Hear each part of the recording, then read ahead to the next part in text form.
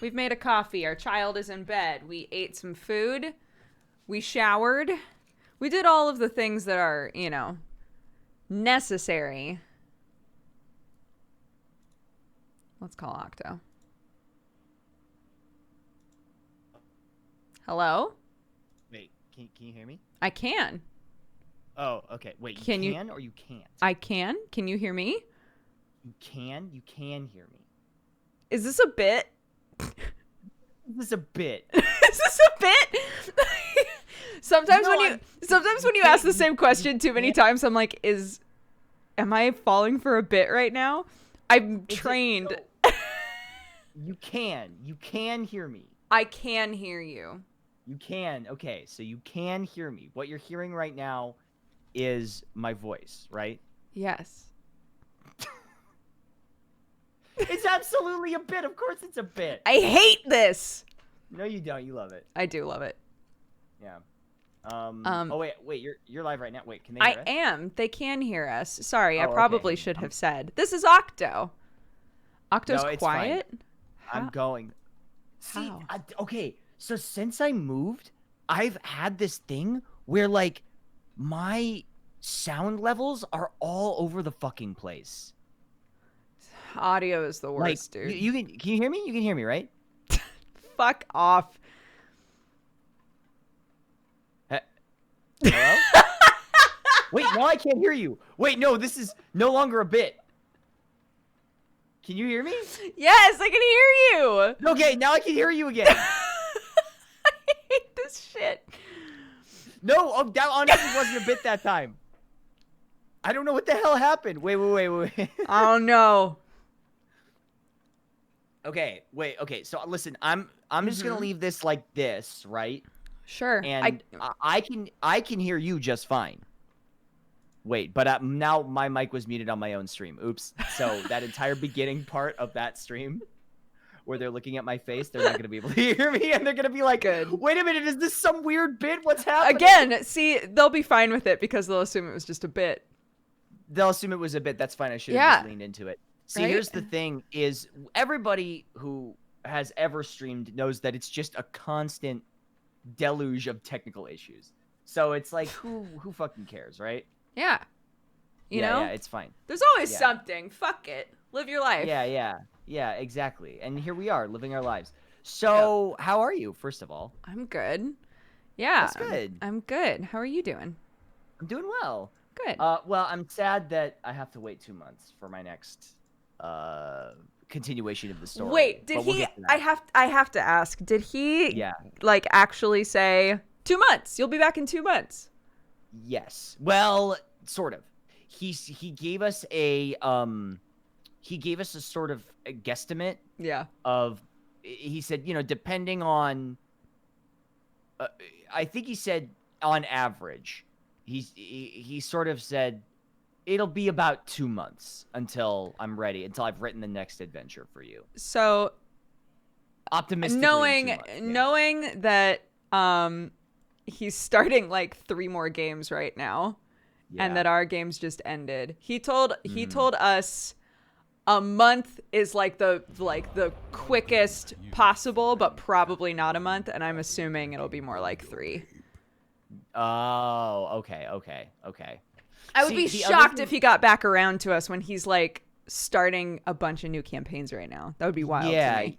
Yeah. There's only like he's only on like episode 5 of the VTuber one. I imagine that one's gonna be slow. Yeah, I mean, the VTuber one, Tearing Veil, just started. The Soda Poppin' group. The VTuber one is Death and Debts. I know. I'm saying Tearing Veil just started though. Yes, and then it did just start. The group with DJ or whatever his name is. Yeah. The K-popper. And then also, and then Shroud? A Shroud group? Yeah. Yeah, apparently Shroud and I can't remember who else is in that one. Maybe Pokimane, I think, is possibly in that one. Possibly Pokimane, yeah.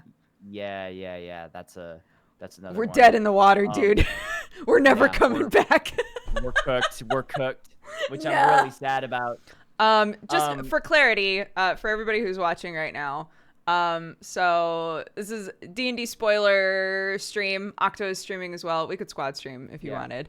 Yeah, you want to do it? Sure. Let's do it. But essentially the both of us are in world games for 2 different DMs. So currently we're talking about Arcadum, whose world is Verum. Octo's and my games just ended or are on hiatus. Our like season ended. So mine was Strange Roads. Octo was in Shattered Crowns, right? That's correct. Yes. I almost said Scattered Clowns because that's what everybody calls it. So I guess, we'll probably stick with that at first and then move on to the IO stuff. Right. The IO games are still going. We're Yeah. we're both mid-season on those, I believe. So our season actually just kind of ended, but we'll talk about that. I'll talk about that. Yeah. I did hear about how the last episode went, and I was like, "Oh, wait, what?" Did you know? I did, yeah, because because we're all friendos, you know, and Sam talked to Lawman, and then I was like, apparently some crazy ass shit happened in All King, and Sam was like, "I know what happened. Do you want to hear?" And then I had to say yes. So, okay, well, I'll talk about it specifically. I'll talk about it in a little more detail. Yeah. So, but okay, squad stream. Oh yeah. I have to accept the invite, don't I? I will invite you, Octo Pimp. That's me. It kills me that there's so many fake Octopimp accounts. Yeah, what's up with that? Are there like... okay, my squad. I don't and then know. you have to click the start squad stream, right? Yes, I do. That's the one thing I always forget to actually do is like I'll invite people and then like 20 minutes into the stream, they'll be like, wait, why aren't we squad streaming? And I'm like, oh yeah, I have to click start. I have to click the It's go hard button. to remember to do that, yeah. Yeah, it is. But anyway, so... You first. Talk to me about how's Zach feeling. What's going on with Zach? Here's what's funny about Zach. So like we ended, okay, and all of us basically split up, and people are so mad that Zach didn't go because there's like the camp, right, with all the tier stuff going on.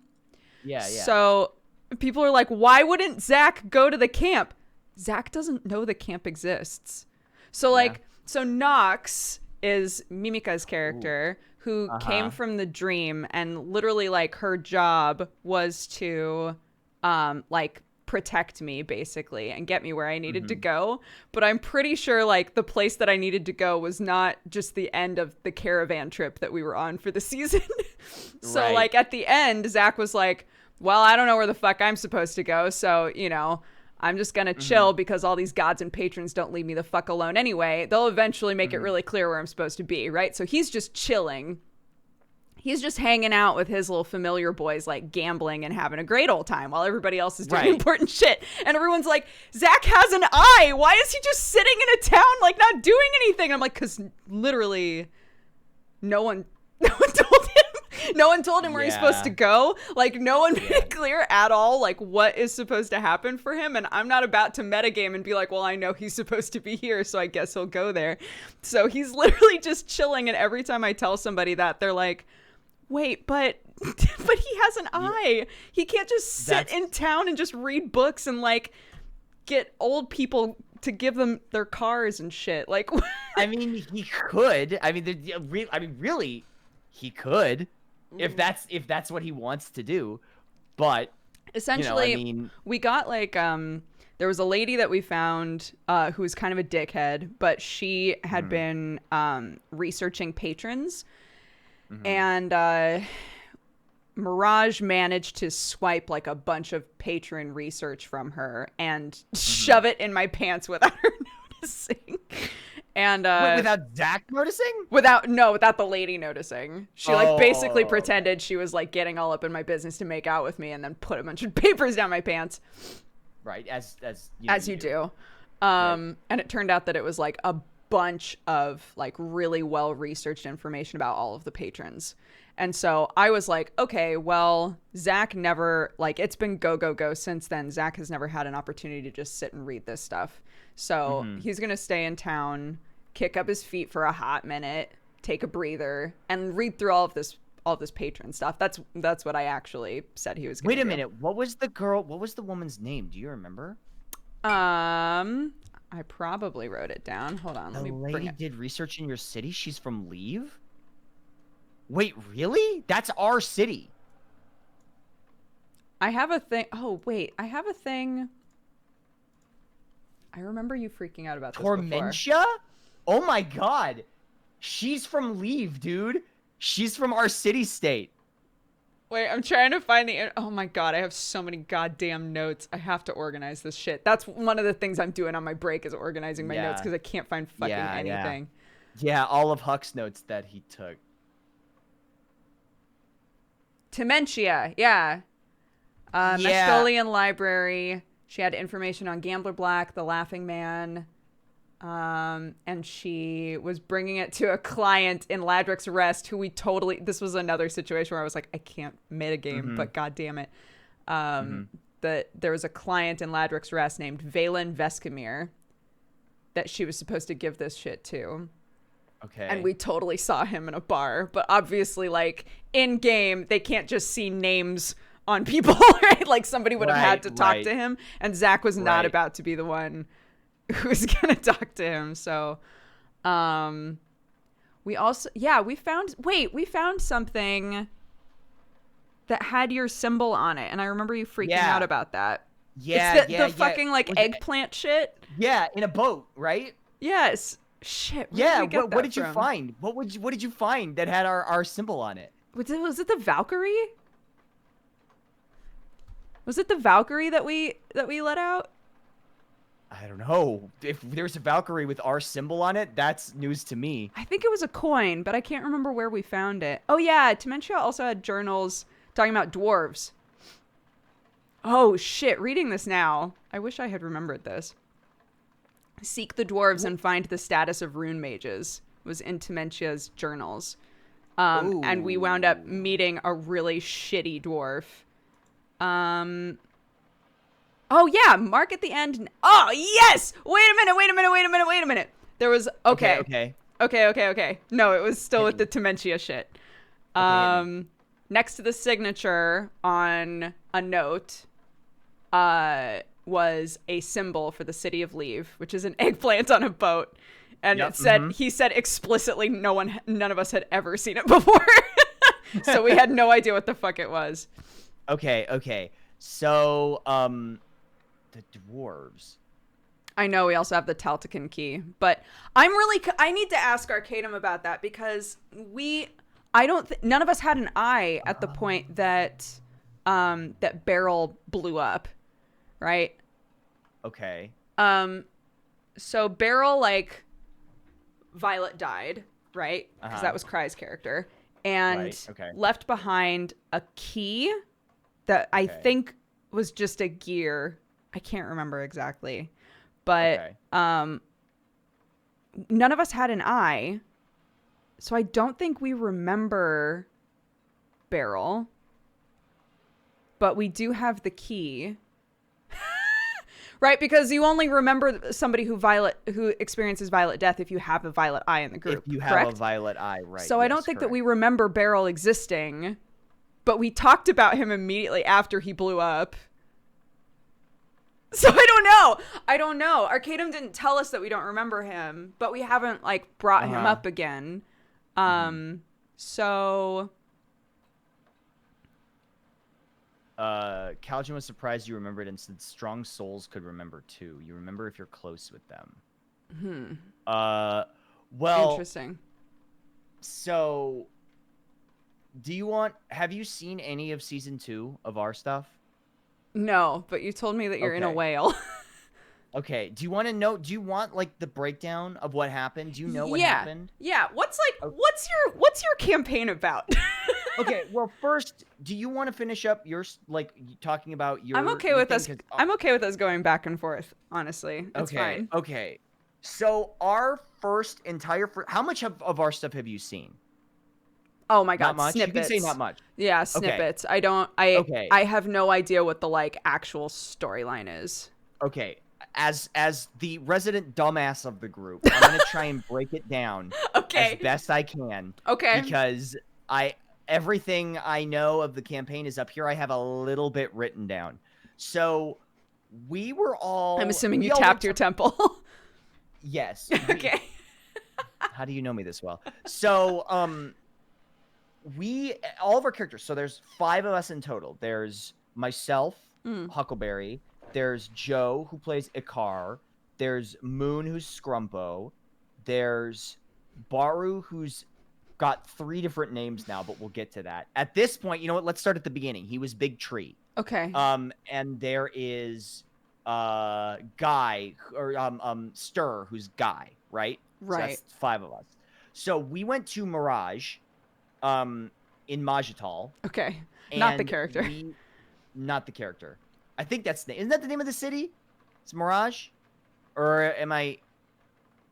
Somebody correct me on that. I think that's the name of the city in Majital, isn't it? Yes. Okay. You know what's wild is that us talking about this shit. There's gonna be so many people in chat who remember shit better than we do. Yep. The capital Majital. Yes. So the capital Majital is Mirage, right? Okay. And we all went there because we had different hooks. I only know Guys, and I know Ikar's. I don't actually know what Scrumpo's hook was, but my hook is apparently very important, and I still don't know anything about it. Guys, or Huck's hook is that I had a dream. I kept having a recurring dream where I'm standing above people and they're bowing to me, and I'm holding a flaming sword. You're a fighter, right? I am a fighter. That's correct. Okay. So I don't know about that. Oh, Scrumpo heard about the dig. That's right. Okay. So I still don't know what that dream's about. And I'm conquering people, but I don't know what that dream is, or if it's somebody else's dream that I'm having. Right. But I asked Own and Woad about it, and they were like, "Oh, don't worry, that'll happen later. Don't worry about it." And I'm like, "What?" I know that there's sorry. No, you're fine. I know that there's like a sword that everybody's losing their marbles over currently. So maybe it's associated with that. I don't know. Yeah. Okay, so we went to the tavern, as you know, we often do. And we got a quest to go to these ruins for these things called Scarab Lords, right? Right. And the Scarab Lords were these elven lords that ruled over vast areas of Calcatesh.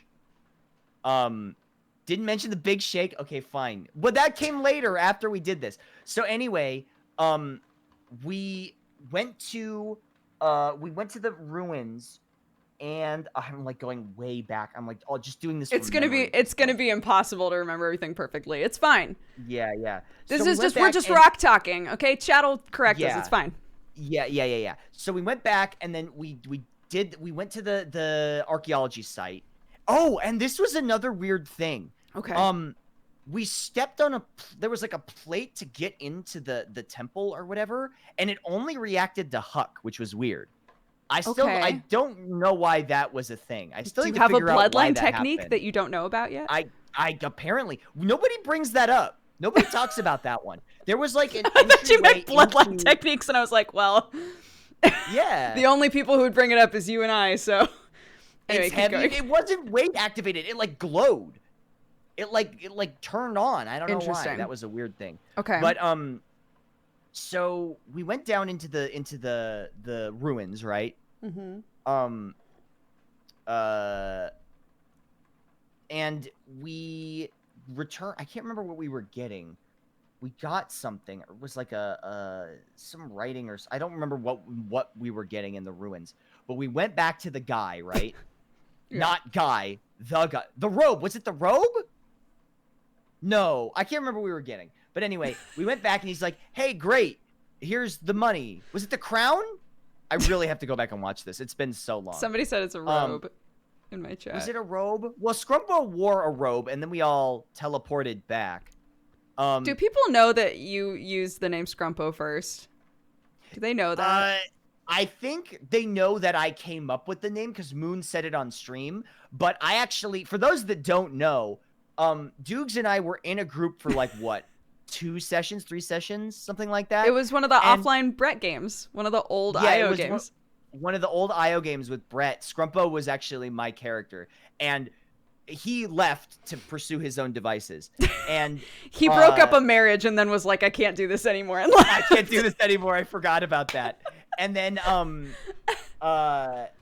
Moon, before session 1, needed a name for his character, and he was like, I need a name for my character. And I was like, Scrumpo. He was like, great, it's Scrumpo. Yeah, but anyway, that was that. Amazing. You use them to teleport out of the ruins to get your reward. Yeah, because we ended up we used the staff and the robe to get out, to use the oh yeah, because we used the pool, because there's like a teleporter that went back to Mirage. We didn't kidnap a dog. Okay, so we kind of kidnapped the That's dog. when they stole someone's dog. Somebody said right as you said that was Ronnie. Yeah, that's how we got Ronnie. But we all ended up tumbling out of the temple in Mirage, right? So everyone's crying. Did Ronnie die? Well, that depends on what you mean by death. Oh no! So, I don't like this story. Anyway, so we return the stuff, right? And then he gives us the reward.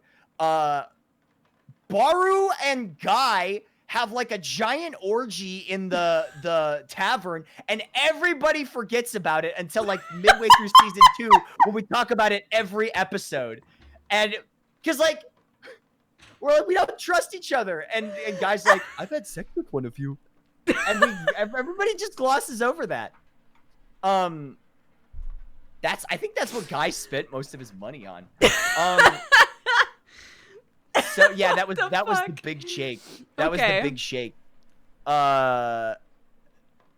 Big Pipe watched them. I'm positive he joined in. I'm 99.9% sure that he joined in on that. It was Ikar's money? Wait, did he take Ikar's share just so he could have sex with a bunch of people? So many people in chat are like, holy shit, I gotta watch this fucking campaign. Yeah. Okay. So Ikar gave them some? Oh yeah, because it was the pleasure mage. That's right. Okay. So anyway, back to the I don't even want to explain mine anymore. Okay. Like mine is not nearly as wild of a ride as this. I want you to buckle up, because it gets so much crazier than where we are at right now. Okay. Go. Okay. So we'll get there. Don't worry. Guy eating the baby, we'll get there. So it turns out, so we go back to the ruins, and as we're exploring and going deeper, it turns out that we're the reincarnated souls of the Scarab Lords, who are the elven lords that we're basically their successors. Okay. But we have to prove that we can inherit it, right? Okay. We have to prove that we can inherit that power. We're the inheritors. That's what they call us. And we have to, so there's trials that we have to go through to prove our abilities that we can have that. Oh yeah, that's right. At this point in time, maybe a little before this, Big Tree decides that he wants to become part robot, and he found this mask that he like jammed into his eyes, and he's now Big Pipe, so he's like part robot. Okay. So first name change. Yeah, well, last name change, because he's still big, but he's big.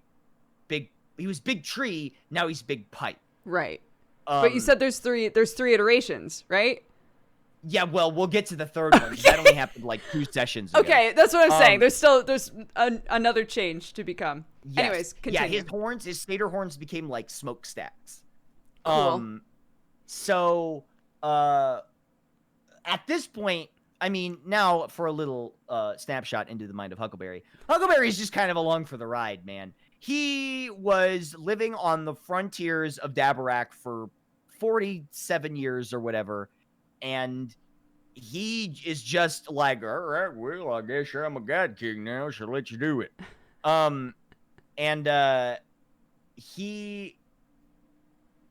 Oh, God, what else is there? So we have to go down into the ruins, right? Right. And explore the ruins and find the different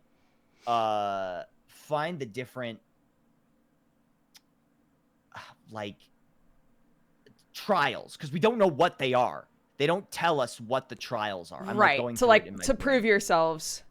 You have to do something, but it's not clear what it is at all. Yeah. Got it. So we're exploring. We find this marketplace. Was the marketplace first? I think it was. Yeah, in the caverns of Woe. And so, or was hey chat, was the maze first or was the marketplace first? I'm getting kind of like lost in the weeds here. Maze was first. Okay, so there's this hedge maze that we had to explore. And right, because we got to the center of the hedge maze and we got this staff, right? Okay. And the staff allowed us to. Was the staff the one that allowed us to access the lantern lighter? I think it was. Yeah. So. Yeah. Why So does we got sound so familiar? The lantern lighter? Why do I know that? Oh, we'll get to the lantern lighter in a minute, buddy. But I'm wondering why I've heard that before. Ooh, keep going. Really, have you? That's interesting. Think about it. Have you? Yeah, but I don't know why. Has it been mentioned before? I don't know. Keep going. Okay, that's fine. So the lantern lighter is a being that's been entrapped in a lantern that serves us as the inheritors, right? And he is sort of our steward, if you will, or our regent. And he is completely beholden to us. And there was a long stretch of time where we would just constantly call him out of the lantern and then put him back in over and over and over and over and over I again. bet he fucking loves you guys. Here's the thing. He has to. So we would. Are you guys are you the OG evil campaign? No, we're not evil though. I don't know what Guy is. I'm convinced that Guy might be lawful evil or neutral evil, but they're Huck just chaotic stupid. Guy is pretty fucking evil, Scrumpo, says Scott. Hi, Scott. Guy might be evil. I don't know. He said he's evil. I'm fairly certain Guy is lawful evil. But I think Scrumpo might be chaotic neutral. Huck is lawful neutral. We're all, I think the car might be. I think Zach is probably lawful neutral. Yeah. Guy's 100% lawful evil. I would be surprised if he wasn't lawful evil. He tried to eat a baby, evil as fuck. We'll get there. We'll get to the baby Was there eating. a reason for the baby eating? Can you tell me that ahead of time? No. If the answer is no, he's evil. If the answer is no, then he's evil. Yeah, okay. So, but there's more to it than that, but I don't want to spoil it. Okay. So, sure there was. He was hungry. So, okay. So we are, we got the control rod, we got the lantern lighter. So now we go to this market and we have to deal with this elvish ghost who's like, we have to like put this elvish ghost to rest or something. And he's like locked in this device inside this room that's trapped, and we release him. I think this is when we all learned Elvish, because none of us could read Elvish. So, and since everything they're all this elven lord stuff, we brother was killed. Right. Okay. The party's races and classes. Okay, so if you don't know, Huckleberry's a centaur fighter. Scrumpo is a Smurfmeblin gnome rogue. What? Guy is a Dampier bard. Big Pipe is a satyr wizard, and Ikar is an Aarakocra cleric. You learned Elvish at the end of the first of the expedition before you teleported back. Okay, never mind. So they taught us early. It's also revealed relatively early that Huck cannot read. Oh, nice. This is a Wazy. Yeah. My character Wazy couldn't read, and it got in the way all the fucking time, but it was so funny. It's super funny. So we solved the market thing. That one I'm a little hazy on because I don't particularly remember how we did that. Then we got to the Forge. Oh boy, the Forge. Okay. Oh, by the way, we changed the word of power to activate the lamp thing,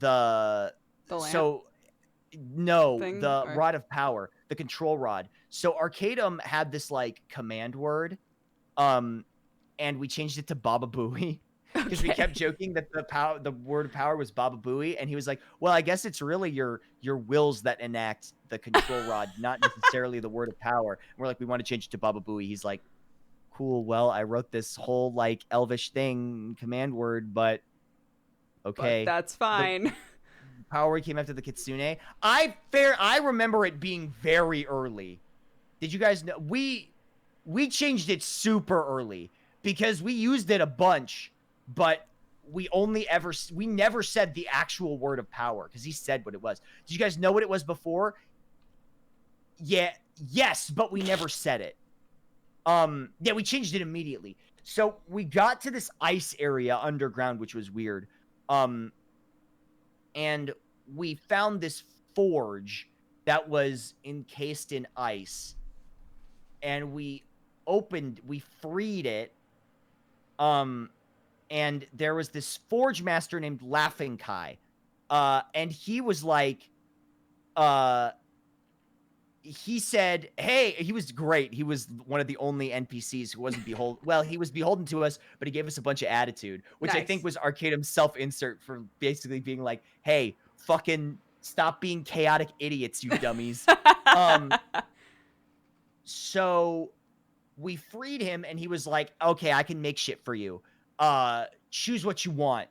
And so he made me a hat, a little sheriff's badge. And he gave it to me and told me I was his favorite deputy. Oh, stop. Yeah, and so there was other things. And no one else got anything. Yes, and I'll tell you why. Someone because we are the inheritors and the lords of flowing water. Yep. Someone, I won't name names, who uses panda emotes, decided it would be a good idea to say, oh, you don't have to be here? Cool, you can leave. And then he just left. And that was it. That was it. He's gone. And we didn't have a Forge Master anymore. So, so Huck tried to use the Forge, and I blew it up. So then we really had no more Forge. And then we went, I think that's when we went into the ice pyramid, right? And then where was an ice pyramid? Underground. Because it's so we're the lords of flowing water, so there's like a bunch of like frozen water around in our domain underneath the sands. Okay. Yeah, it's like in an ice area. It gets cold. So you're going deep. You're with like Elf Ghost or whatever the fuck. Deep. Yeah. And then you find a forge. And you're like, oh, sick, a forge. And then Baru does something dumb. Sorry, Redacted does something dumb, and then he leaves. And then you go deep, and there's ice? Well, we were already in ice. Kai's forge was encased in ice. Oh. Yeah. Okay. To be fair, Baru's character choice was in character. Because he's the person that pushes. He's basically Dee Dee from Dexter's Lab. And he just pushes every button that he finds. There's always one. Oh man, somebody draw Scrumpo as Dexter and Big Pipe as Dee Dee, pushing the button, and like Scrumpo like trying to get him to stop. That would be really funny. But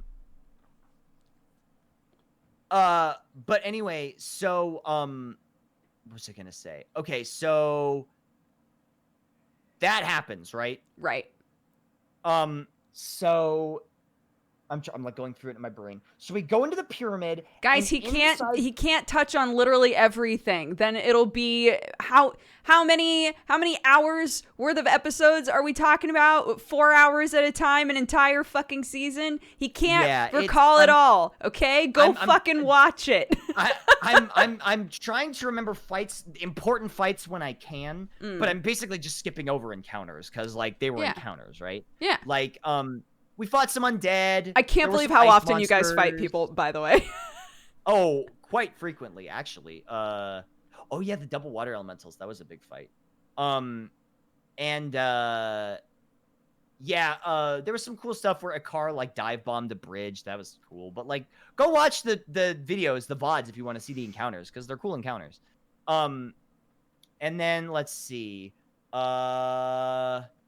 We go into the pyramid, and there is... Oh, okay, so this is where we meet the... I think this is where we meet the bound brush, isn't it? Somebody correct me if I'm wrong on this. Yes, okay. So the bound brush is basically this kitsune girl who doesn't have a mouth.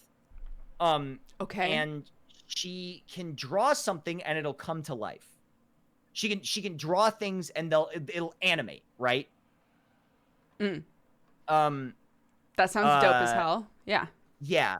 And so she can make us anything. She can make us like food or whatever we need. And we asked for a cactus and we got really into the cactus. Okay. That was a good bit, by the way. People, that if you watch any bit from season 1, watch the cactus bit because it's really funny, and you can tell Arcadum gets very frustrated with us.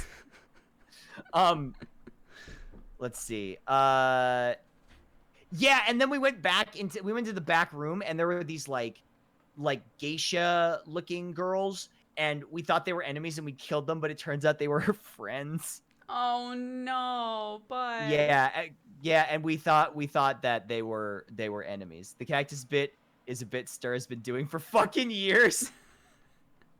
That's pretty funny. The cactus is Stir's meme in Verum. It's really funny. Okay, so I think then we go down and this is where my memory gets a little hazy. So this is where we explore the caves underneath the pyramid, right? And this is where we fight the ghosts, isn't it? I'm sort of asking chat a little bit. Yeah. I'm going to have to ask chat a lot about mine. Yeah. Yes. Oh, the mirrors. That's right. Okay, so there's these mirrors we can touch with the rod and they'll like teleport us back. Okay. And okay, was the kitsune part before we went underneath, or was the eating the baby part before we went underneath? So because the bound brush can make anything and can make it come to life, I think Guy was like, I want a baby so I can eat it. And and everybody glosses over that. Sure. Everybody forgets about that part. Okay. So we're down, and then we go underneath, and we find these spirits that are like, hey, we're here to test you. To see if you can inherit the power. So we fight these 3 different spirits, and we beat them. And then there was an optional encounter where we can fight all 3 at once. Okay. And that's the optional one. And we won that encounter. Great. Yeah, we did have a lot of course, because you're fighty boys. Yeah, we talked we talked about this off stream once before, but like I think in our season we fought maybe 4 times, and 2 of them were violet fights. Like, you guys fought way more than we did. We were like almost entirely RPG. 6, 7, 8, 9. I can think of 9 encounters off the top of my head. Yeah, season 2 of Shadow Crowns only had 3 combat encounters, but we'll get there. There you go. I think that may be why he reduced the amount of encounters in season 2, is because we had so many in season 1. So we get down there, right? And we fight them, and then I think we come back up, and then we complete the rod of the Inheritor's rod, right? The rod of the Inheritor, because there was a thing we had to do with these paintings. We had to solve this puzzle, and then I think we released the bound brush. We didn't free her, but then she got her mouth back. And we did skip over a whole dungeon. That's true. We gave her her mouth back. People in my chat keep screaming about moss. I don't know if moss. Oh, right. So we found this moss that like spreads over creatures and freezes them. Ikar almost died. And Baru took some in his as like a sample, and he was like, "Yeah, I'm gonna release that in the rivers of Mirage and see what happens." Oh yeah, Scrumpo wouldn't stop asking the bound brush to be his girlfriend. What? Yeah. And then oh god, now this is where it gets a little fuzzy. There was like a lot of lore stuff that happened underneath the pyramid where we were resting, and we saw these visions of these elves, and one of them had violet eyes. Okay.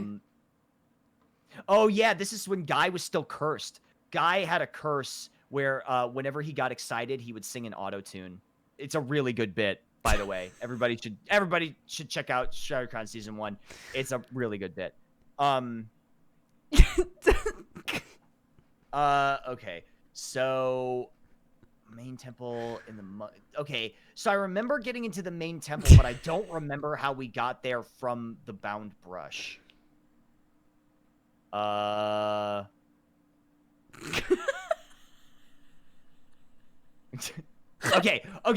What? Is everything okay? Yeah, just like, what the fuck, dude? Yeah. The portal after fighting this campaign is such a fucking clusterfuck. Yeah. Oh, you have no idea. It gets so much worse. It gets so much worse in Season 2. Okay, so after the spirits, there was a portal. So we activate the portal and step through, and then we're in like the main Lords of Flowing Water temple, right? Right. Oh yeah. So the Lantern Lighter sees us as one person. He sees us all five of us as the Lord of Flowing Water. Yeah. Oh, you're all one person? Important. Yeah, we're all. He sees us as one person. Okay. He sees us as the Lord of Flowing Water. Then we get to the main temple. We get a bunch of treasure. We find the final test guy who's like, there's somebody in the library in this main temple, and you have to. That's your final test. Killing them is. Oh, we found a monkey's paw. We made a bunch of wishes, and then Huck did the "I wish we never found this stupid hand" wish, and brought us back, and great. We lost a the monkeys. I don't want to spoil the monkey's paw stuff. Go watch that episode. It's really great. Yeah, Scrumpo wished away the gods. What? Which, yeah, I feel like was really bad because Ikar tried to stop. Ikar tried to cast magic and it didn't work. Yeah. So watch that episode. It's very interesting. And then we fight basically the final boss of Season 1. The final test guy was literally the previous Lord of Flowing Water, and he tasked you guys to fight the last boss behind him to become the Lords of Flowing Water. That's right. Okay, so we kill him, we come back, and we inherit a oh, and Scrumpo died. And in that encounter, but we had a diamond that could restore him to life. To cast res. Yeah, so we brought him back to life.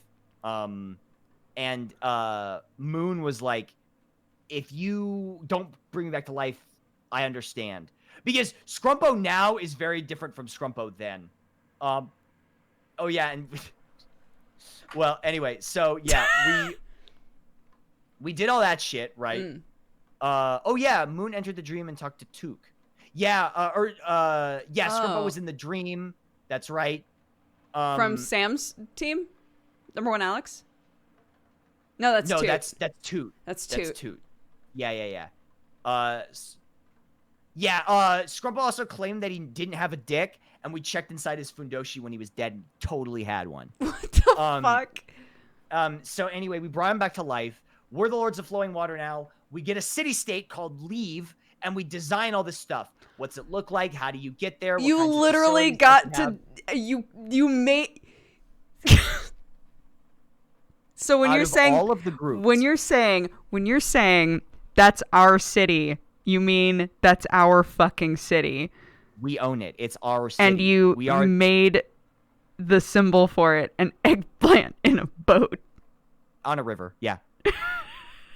I think the eggplant emoji was my idea, but I don't remember whose idea the boat was. I think that might have been Moon's idea. We named it too, yeah, because we wanted to name it Leave, like Leave, and Joe suggested putting on a boat, yeah, but Arcanum was it was map 2. Okay, hang on, I have to explain the map 2 joke. Okay, so somebody made an intro for Shattered Crowns, like an animated intro. Okay. And there was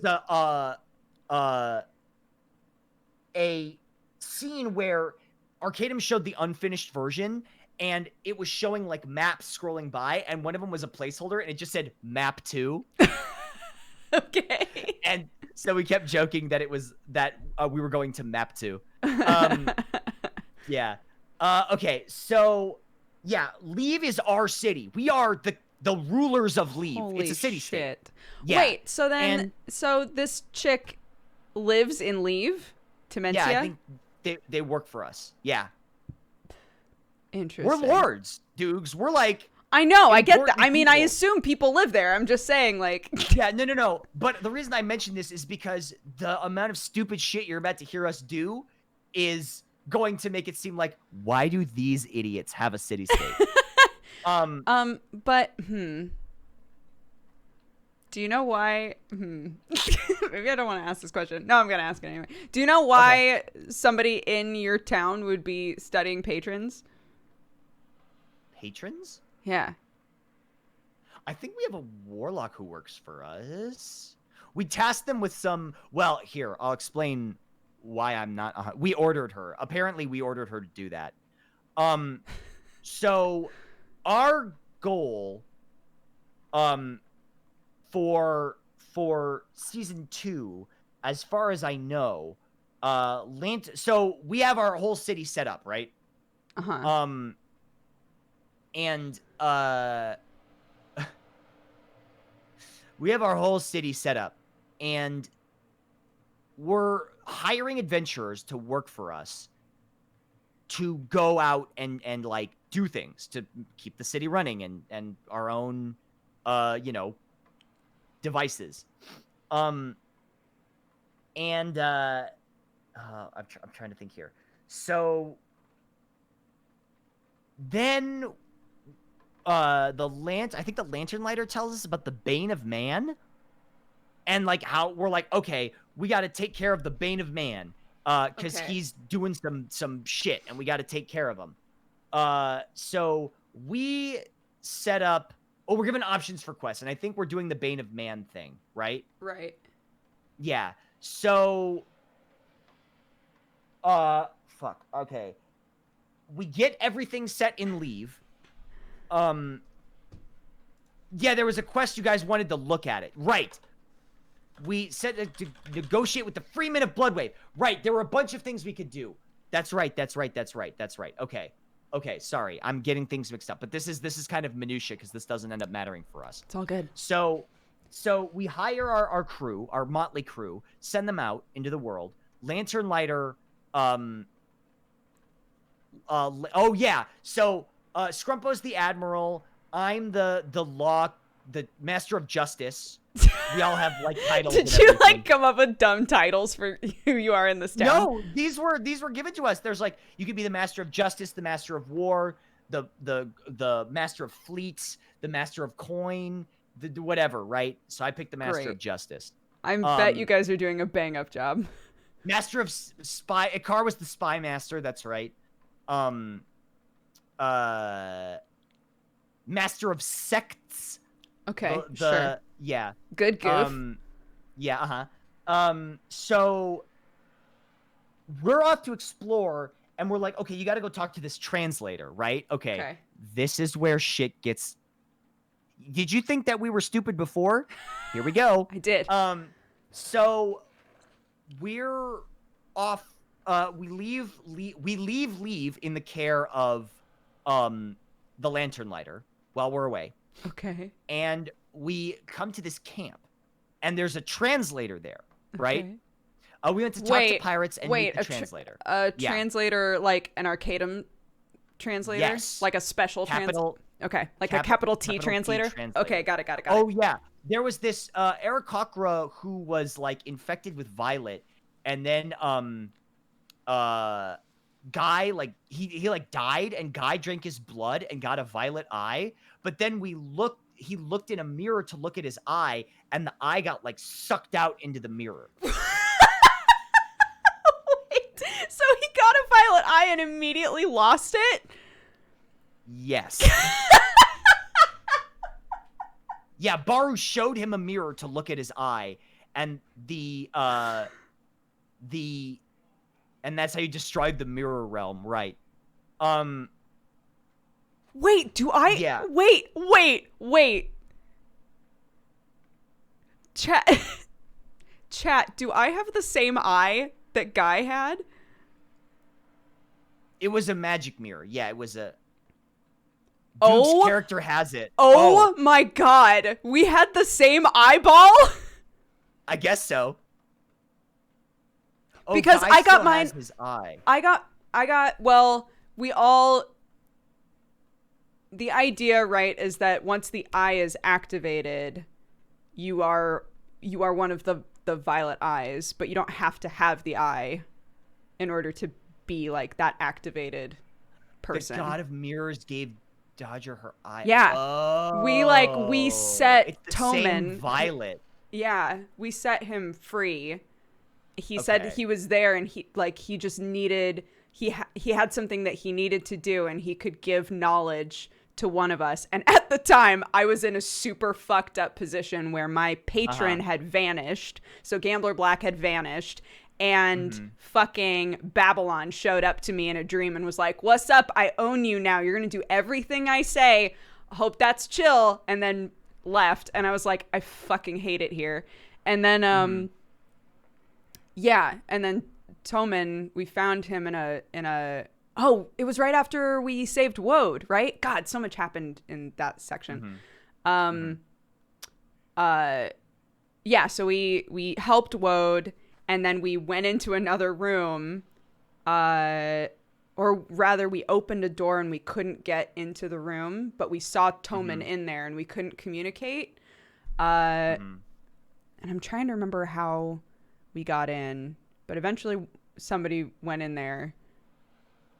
And yeah, Toman basically was like, I would love to leave, sure, but there's something that I have to do here before I can move on to the next part of like what I'm intended to do. And what I need to do here is give someone like knowledge. And I was like, I don't know what the fuck's going on with me. Any knowledge is going to help me out. So I went in there and he gave me an eye. And now I'm realizing that Guy and I probably have the same eye. Have the same eyeball. I wonder if we're connected. We're not. Interesting. I mean, maybe. I mean, I don't really know how the violet eye stuff works, so possibly. Toman said in another campaign that he still has Guy's eye. Oh, interesting. So I got my own. Okay. So the violet got sucked out of Guy's eye into the mirror realm, right? And then, okay, so the translator is like... Dang, that would have been funny if we had the same eyeball. Sorry, keep going. No, you're fine. So the translator is like, oh, wow, okay, so you're here to help us. Here, come on in. Come on into my hut. I know, tactful. He was gonna explain all the violet stuff to us, right? And so we go into his hut. He's got a bunch of scrolls. Scrumpo steals a scroll,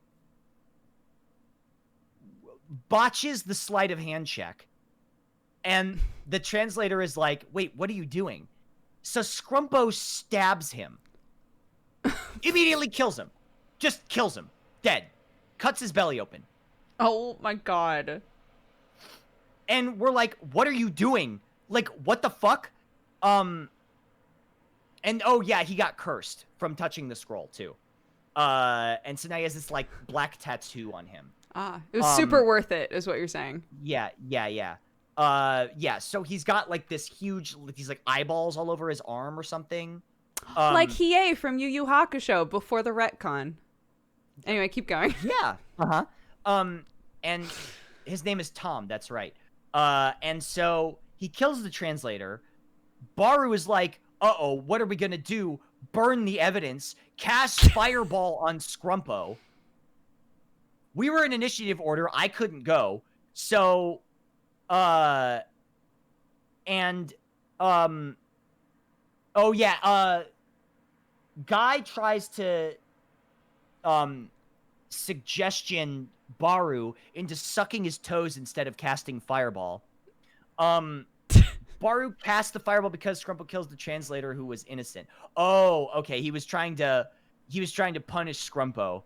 And the Fireball goes off, which sets off all the scrolls in the entire hut, which lets loose all the violet in there. And I think that's what brought in like a didn't that cause some monster or something to appear? Arcanum rolled 2 very rare scrolls. Yeah. So that's how Ronnie, we don't know what happened to Ronnie, our dog. No, what? That's yeah, so Ronnie was there with us. Violet Servant, yeah. So that's what caused a Violet Servant to appear and I guess fuck up a bunch of shit. Oh my god. Ronnie's Violet Ronnie now somewhere. I mean, possibly. We don't know. We don't know if he's dead or not. But we think he's corrupted. It killed Ronnie. A Violet Servant was summoned and teleported you guys to Quirg. Yeah, so after that Fireball went off, we got teleported to a random location in the Astral Sea, which happened to be Quirg. Quirg is a big whale, with people living inside it. Yeah, so that's how we ended up on the whale. Right. Yeah, we had to roll what planet we ended up on, and it ended up being Quirg. So the whale is considered a planet, not just like a being in the sea, or it is. Both. I mean, it is a being in the sea, but it's kind of both. It's big enough that entire societies live on it. Yes, exactly. Right. Oh yeah. Okay. So is this the Shattered Crowns intro video? Hold on. So is this what I think it is? They could have rolled a planet with no air and just died. Oh my god. Yeah, it's true. It could have TPK'd us. So this is the intro if you want to watch it. Oh my god. This is our season 2 intro. Wait, hold on. Hold on. We'll all watch it together, chat. Yeah. Wait, just let me cue this shit up. Hold on.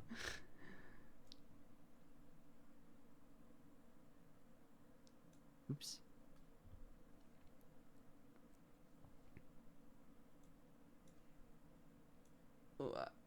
Okay.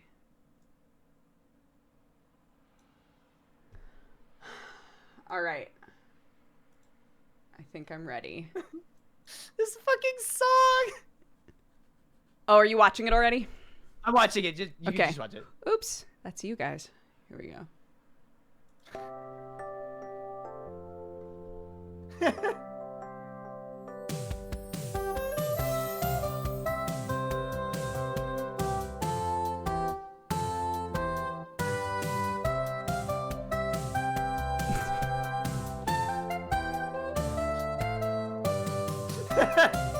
That's where that comes from. This is my favorite transition.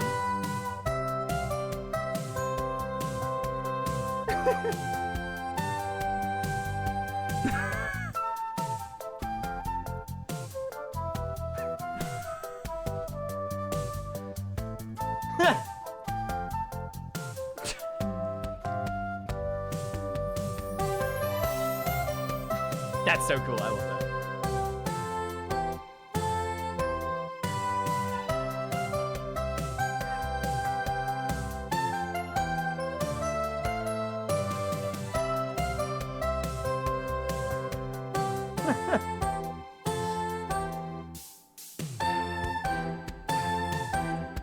we go.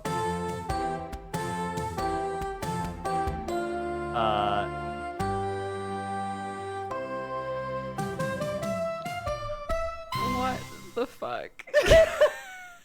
What the fuck? No, that's fine. Dude? That's an understandable reaction. So, I want you to know that was the first 2 sessions. So, because okay, of season 2. Because of season 2. Right.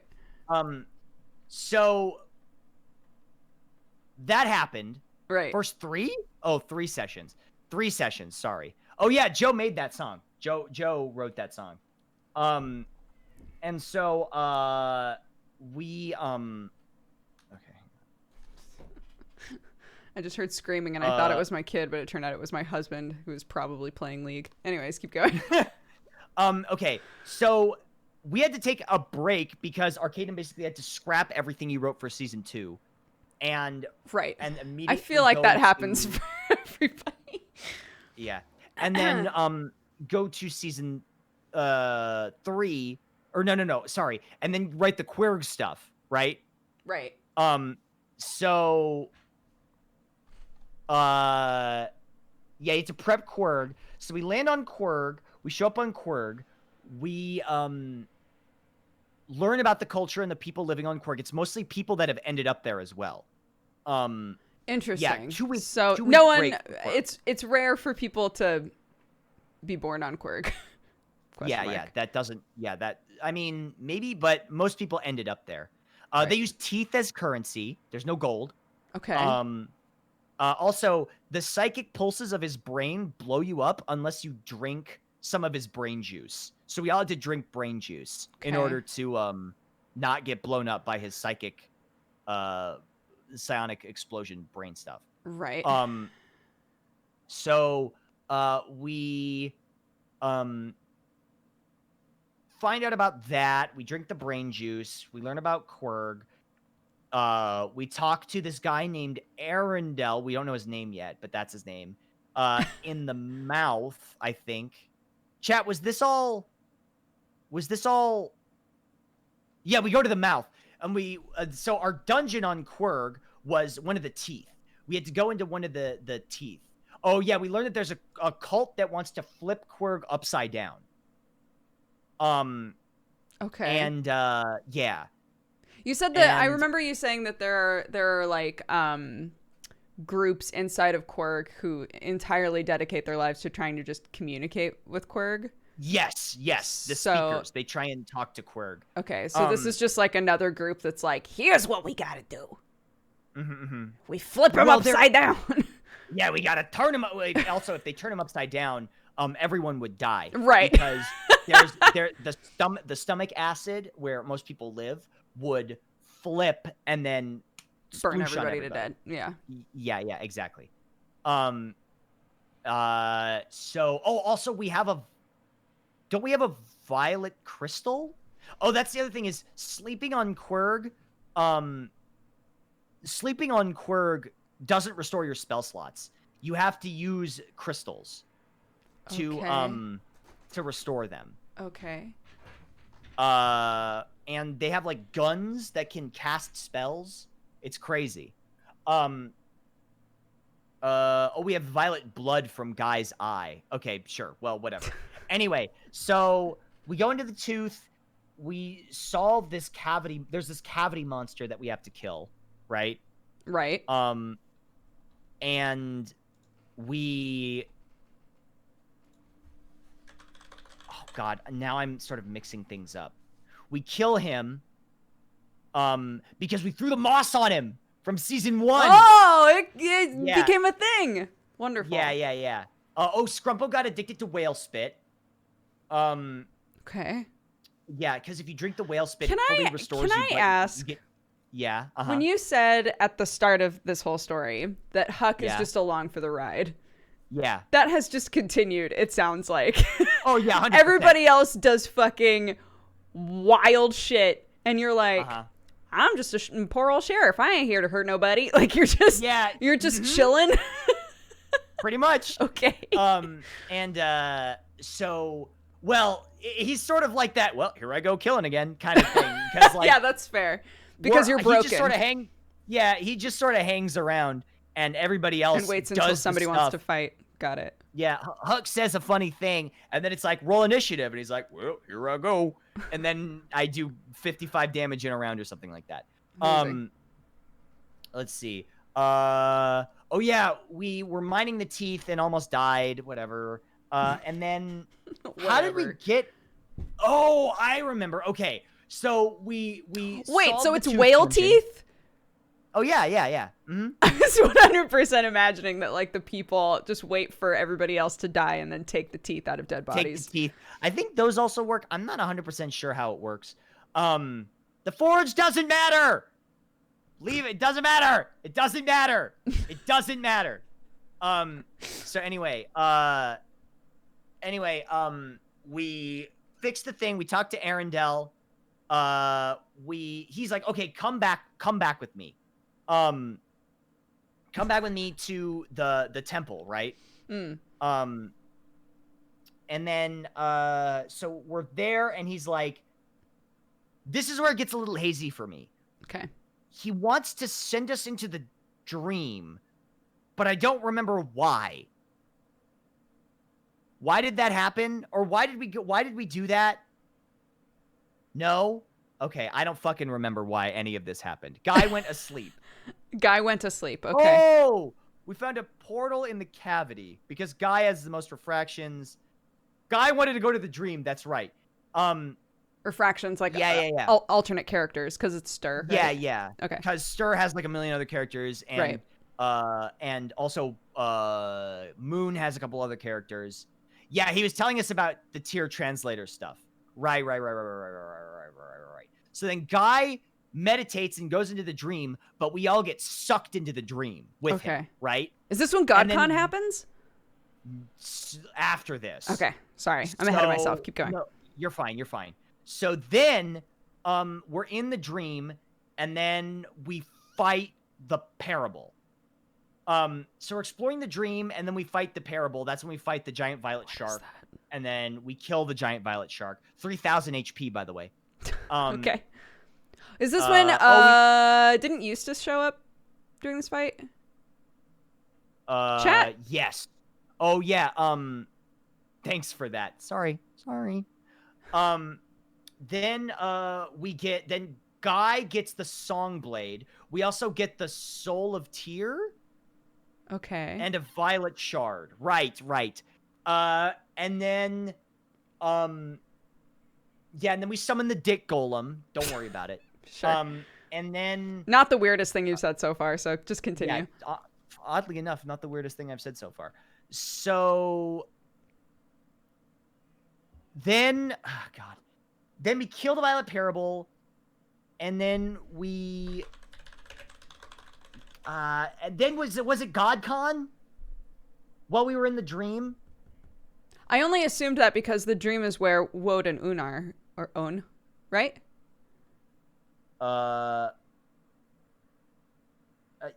Yes, I think.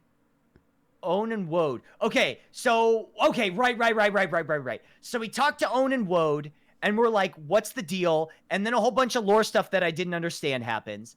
Okay. And I just assumed that everybody else in my group would take notes so that I could understand what happened later. Okay. Then, oh yeah, the crystal that we got from the parable opened a portal to Own and Woad, and we went there and talked to them, and then they sent us to this tower, and there's this person named Amber Sky. Okay.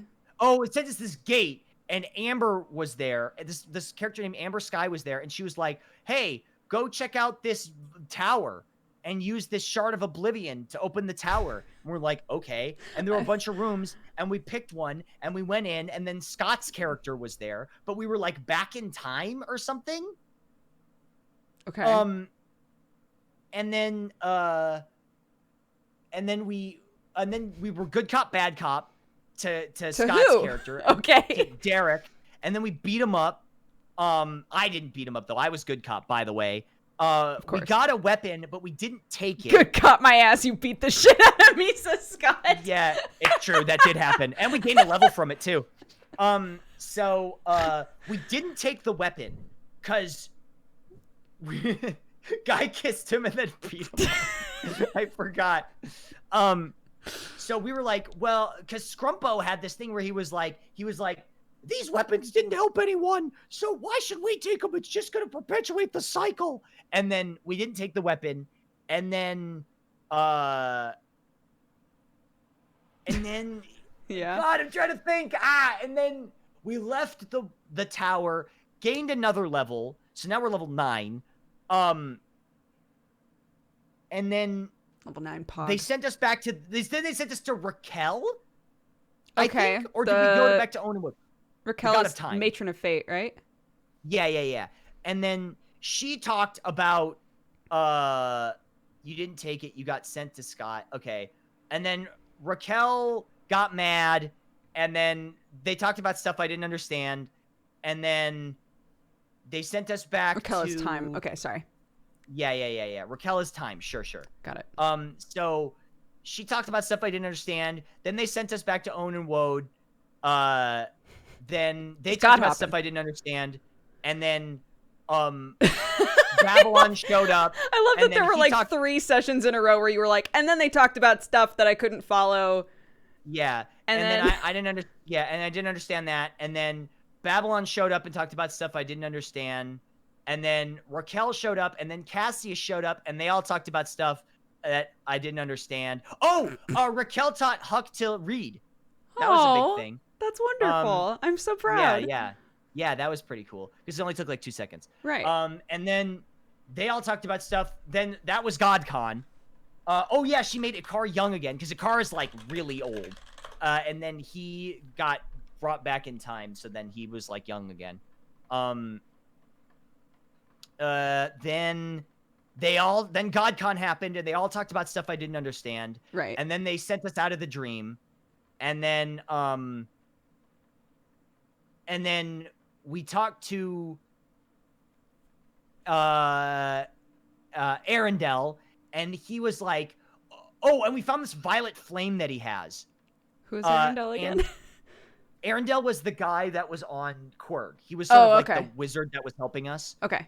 And then he has a violet flame. He has a violet flame. He was a translator. That's right. He was a translator. That's right. So, and listen, I know I've said this before, but shit's about to get really crazy. So, okay. Ikar and I got locked in the room with the violet flame. There was this being in there that tried to violet kill me. Ikar saved me. And we went back to Arendelle, and we were like, what the fuck is up with that violet flame? There's something living in there. He's like, no, that's impossible. I have it under control. And then it turns out that the leader of his order on Quirg is violet corrupted. Oh, great. And so we're like, oh, shit. It's like, what if Quirg was all violet? Yeah. Winks at camera. Yeah, which would be terrible.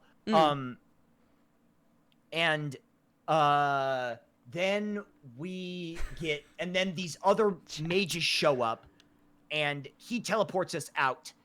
We take this boat down this river, and we're trying to figure out, there's some other corrupting force on Quirg. We take this boat to basically Quirg's butthole.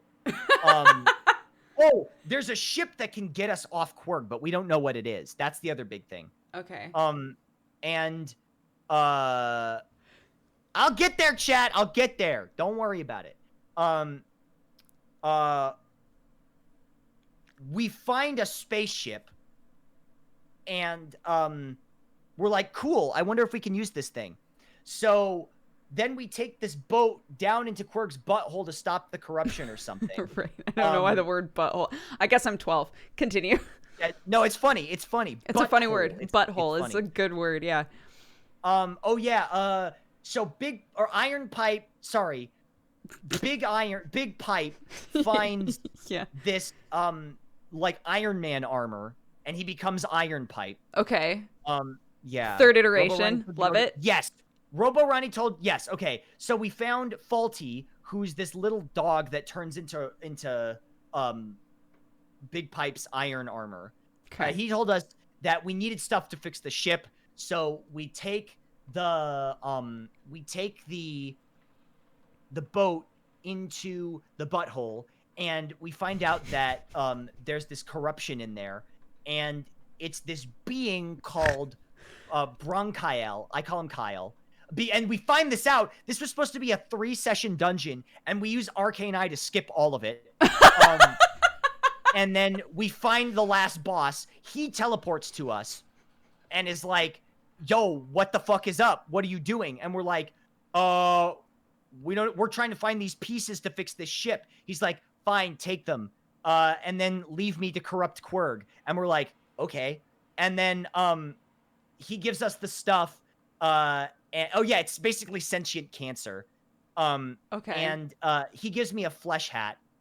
And then didn't you already have a cool hat? From your boy? But listen, he's too polite to turn down a gift.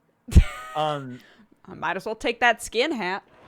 Oh yeah, the only reason he spared us is because of Arcane Eye, so he knew that we were powerful spellcasters. So it turns out Bronchiel was placed there by a cardinal. He was a servant of a cardinal. Tane, that's right. Tane put him there. Put him there to fight the Violet. So Bronchiel was placed there to fight the Violet. Oh, well, hey, stars align, right? Yeah, I guess so. And so we're like, okay, sure, whatever. And we get the pieces to fix the ship. We leave the dungeon. Well, we think it was Eustace because we don't know about Tane. We thought it was Eustace. And then he has a green triangle. Is Tane the one? Yeah, Tane is the one that Eustace took the arms of somehow. Yeah. I don't know the details. Yeah. Yeah. So he ripped the arms straight off of Tane's body and then kicked him to death. And then, anyways, keep going. Oh, interesting. Okay. I don't know. I don't know how he actually got these arms. Oh, okay. Oh, also, Ikar got a bunch of information about symbols in the library of the Wizards Guild or whatever. So, like, he found, like, a 7-pointed star, a whole bunch of shapes, like a circle, a triangle, a square, and a circle, the PlayStation symbol. Yeah, and so we basically were like, all right, well, go. So Bronchiel wants to corrupt Quirg entirely and turn it into, like, a living planet or something. But it already is. Well, like a corrupted one. I don't know. Yeah, yeah, a corrupted one. Like a sweet nugget of Violet activity. Well, non-Violet because he's meant to fight the Violet. Oh, I see. I'm misunderstanding. Yeah. I got you. So, Bronchiel is against the Violet. He doesn't like the Violet. Right. Yeah. So he wants a safe place for his brood. Sure. Okay. So we leave, and then we get on the spaceship, and then we find the AI that controls the spaceship. This is like future tech, by the way. Wait. Remember how I said shit was about to get even stupider? Yeah. Yeah. So we found like an intergalactic space like FTL ship. Okay. And then we found a CT scan machine that scanned my hat, and it found out that it was a threat and started like to flood the area with poison gas. And so we escaped, and then my hat died. So now I don't have the hat anymore. Your flesh hat. And we found the flesh hat. We found the AI, which everybody got super horny for some reason. Of course. Yeah, everybody in chat started drawing like really horny art of it. Summer says she was gonna bring my hat to life, which I'm sad about. I really wish Hattie could have been survived, but yeah, I know I'm really sad about that.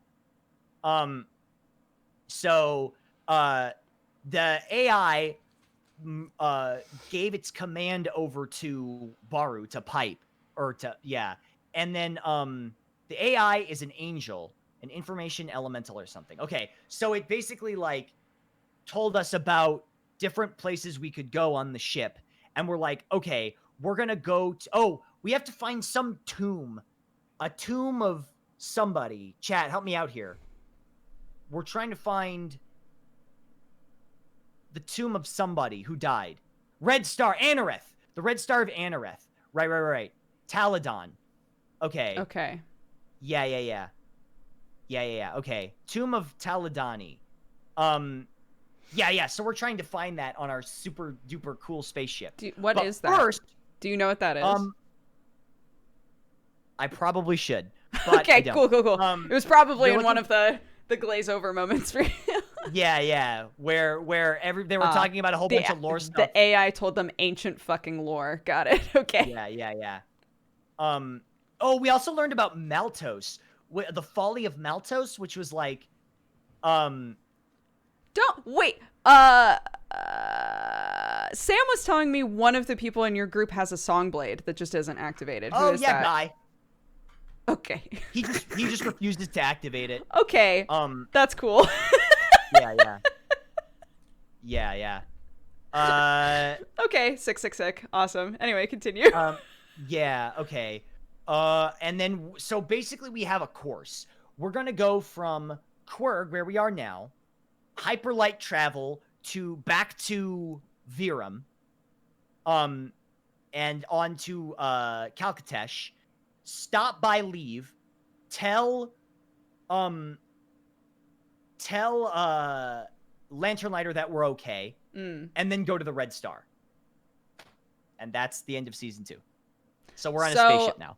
Wait, so you were on Quirg, and there was some violet fucking shit in there, and you were like, yes. Well, that's not our problem. Let's go to the butthole. Yeah. Went to the butthole, met a guy who was like, hey, I want to get rid of the cancer, or I want to get rid of the violet, but I also am from a race that literally just wants to like take over this entire thing and kill everybody in it. And you were like, that's chill, yes. Bye, and got in a ship and left. Listen, it wouldn't be the most irresponsible thing we've done as the clown. Dude. So that's about the best I can summarize from our 2 seasons. Okay. Oh, the gods offered to teleport us to Calcatesh, but we went back to Quirg because we sent people to go shop for us. You were like, we'll figure out another way. It's fine. Yeah. Wow. Yep. That's wild. Yeah. So we had to spend the teeth. Yeah. So yeah, that's our season 1 and 2. Are any other rooms going to try and kill us? Don't tell us, it'll ruin the surprise. That's true. I think there are a lot of other rooms in that ship that could kill us. That really that breakdown really made me, even though I know everything that's going to happen now, it still made me want to watch it. You should check. Honestly, if anybody hasn't seen Shattered Crowns, it's a lot of fun. Our 2 seasons are kind of crazy. Oh, we prioritized trying to stop the Herald over worrying about Quirg when you guys knew Kyle would kill all the Violet on Quirg.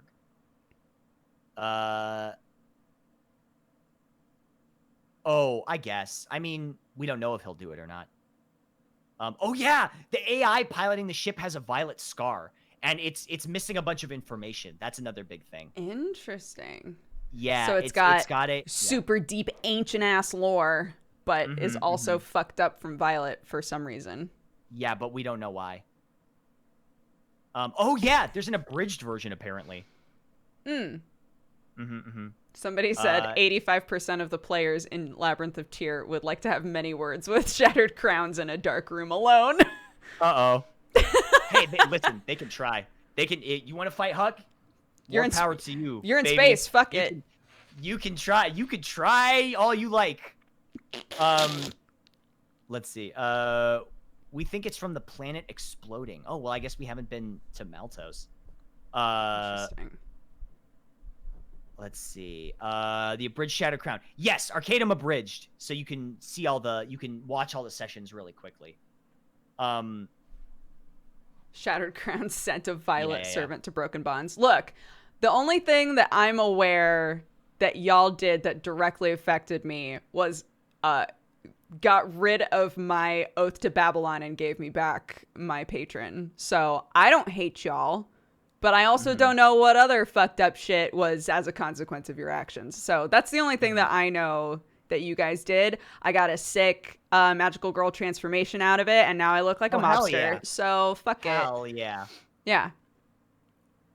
So yes, the gamblers are really decked out too. Well, listen, the only cool thing I ever got was, well, I guess I got my sheriff's badge. That's pretty cool.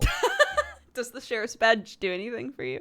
Yeah, it makes me resist cold damage. Oh, that's nice. Yeah.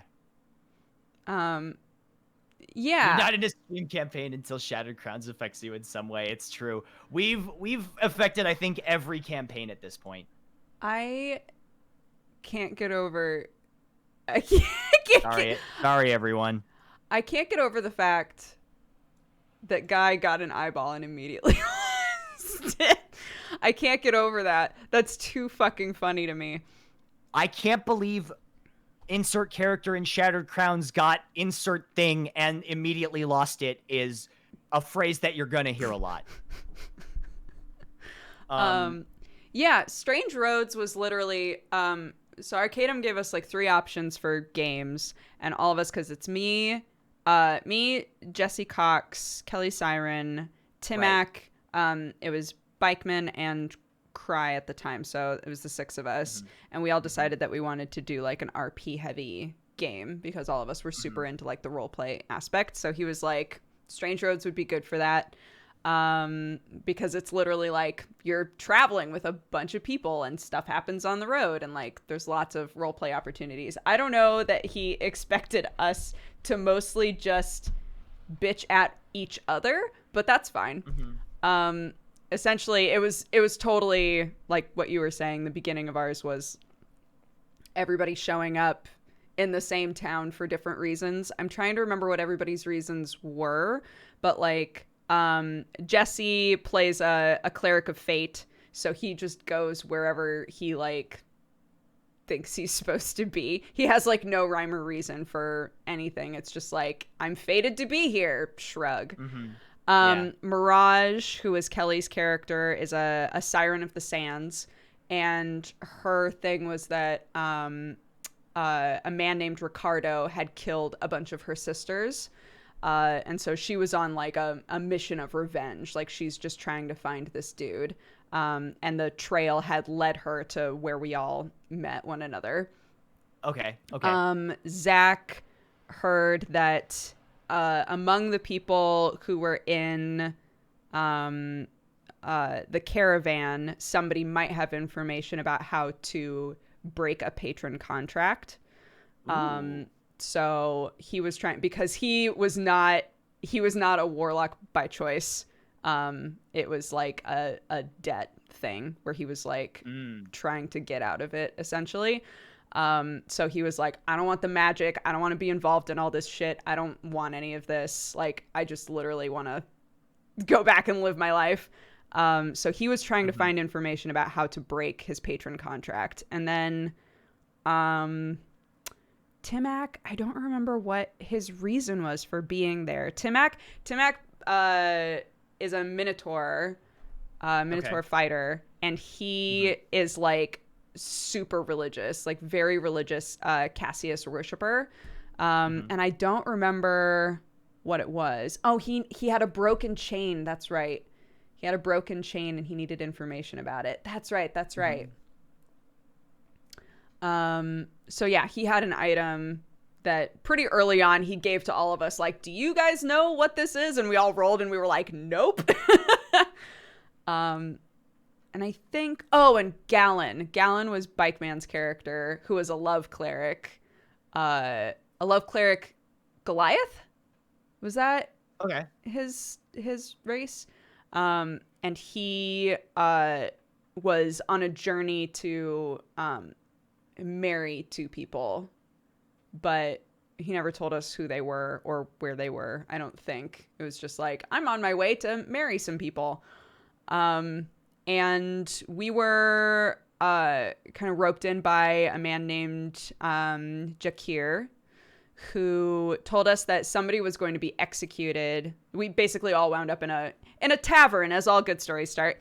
And Jakir said that he needed people to find information to prove that a person who was about to be executed was not the right person, basically.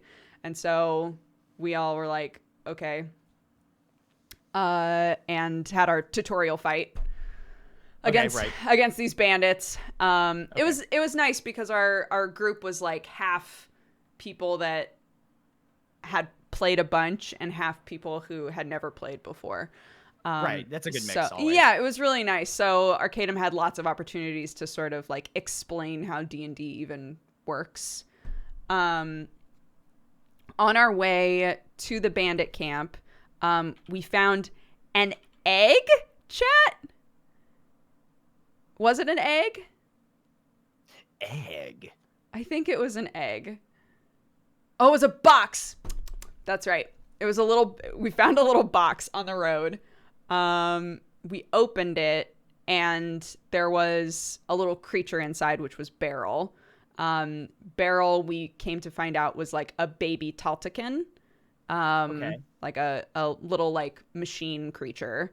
It didn't know anything about itself. And basically rapidly learned from whatever we did around it. Which was horrifying because obviously like it was meant to be was programmed to be designed to be like essentially a therapy bot, I believe. Like it was supposed to be like helpful. And of course like it like ate somebody's finger and all kinds of like stupid weird shit. And because we would like tell it to, not Zach, to establish. But yeah, Arcadum had come up with this really cool system that was basically like a level up, like a talent tree almost. So depending on what Beryl did and what Beryl ate and what Beryl saw, it would potentially unlock new abilities, but it would scrub out any other options. So it was like there was like a tree that was going in like specific directions, and all of the, if he's going in a murderous direction, all of the other like tree options were getting essentially cut off over time, right? So we realized that a little late, but basically over time, the more that he did, the more he would kind of like evolve into a bigger Taltican. And so after we had beaten the bandits and found the evidence that we need and came back to Jakir and sorted all of that stuff out, Jakir was like, hey, we run a carnival. Y'all should come. And then maybe like come and enjoy it. Yeah, and then maybe like join us on the road because we have like a long way to go. And we would happily pay you guys to protect us because it's gonna be like a really long journey. And so we all agreed to go. We went to the carnival. We went to talk to what essentially read as like a tarot card reader. Like a fortune teller kind of thing. Yeah, but she was able to, so she like could tell that there was like some fucked up shit going on with me. And then Beryl came into the tent and she saw that he did not exist in the tapestry of fate, which was wild. So he essentially was fateless when everybody has to have a fate, right? So that like caused her to kind of have a panic attack basically. And Archidamus, Jesse's character, stayed with her and they talked about fate for a while. Is that Jesse's whole thing, is fate? No, he's like a grumpy old man. He's an ex-pirate. He's an ex-pirate that just like wants to get involved in everybody else's shit and wants to be drunk all the time. It's yeah, his character and my character basically did nothing but bicker, so we were like the parents of the group. Something that I have no way of relating to at all. Parents of the group. Yeah, just something I have no idea. How would I ever possibly relate to that character aspect? Right. Yeah. So he basically uses fate as an excuse to like not get involved in important shit and just sit and drink while everybody else does everything else. Okay. That was a lot of what his character did for the first few sessions. But yeah, so we wound up, I'm trying to remember, chat, did Kalajin show up before we ever left? Is that what happened at the end of the Carnival? Was Kalajin showed up? I'm trying to remember.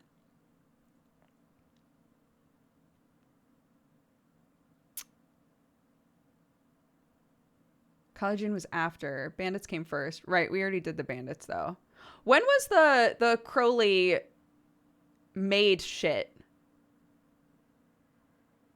Oh my god. There was a whole part where we went back to like the mayor of the town we were in and realized his maid was super sus. The bandit encampment. Oh my god. Oh fuck. I had like blocked all of that out. Right. Oh my god. It was like before we ever left. Holy shit. I blocked out like literally all of this. So we investigated a murder. There was like a scream at the end of the carnival. We were investigating. We got roped in to investigate a murder and wound up in like basically, if I recall correctly, we were brought in and they were like, "Hey, you guys are super sus. How do we know that you aren't the ones that have been like murdering everybody?" And we were like, well, I guess you don't, but like we could try and figure out who is murdering people for you. And he was like, yeah, all right, I'm chill with that. And we realized that there was like that his maid was super weird, and we went down into like the I'm forgetting the order of things, chat. Did us like going into the basement, did that happen before Fem Barrel and all that shit?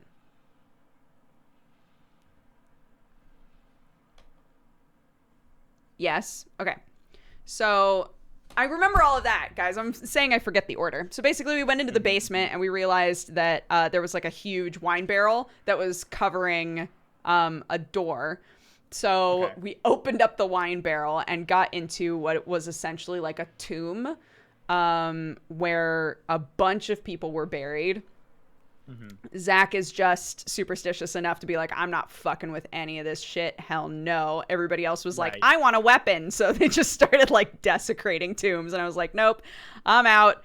I don't want to do this shit. Why are we the same exact fucking player? I don't. I'm going to touch everything in here. Okay, guy. Whoa, what's this? Oh no, I'm on fire.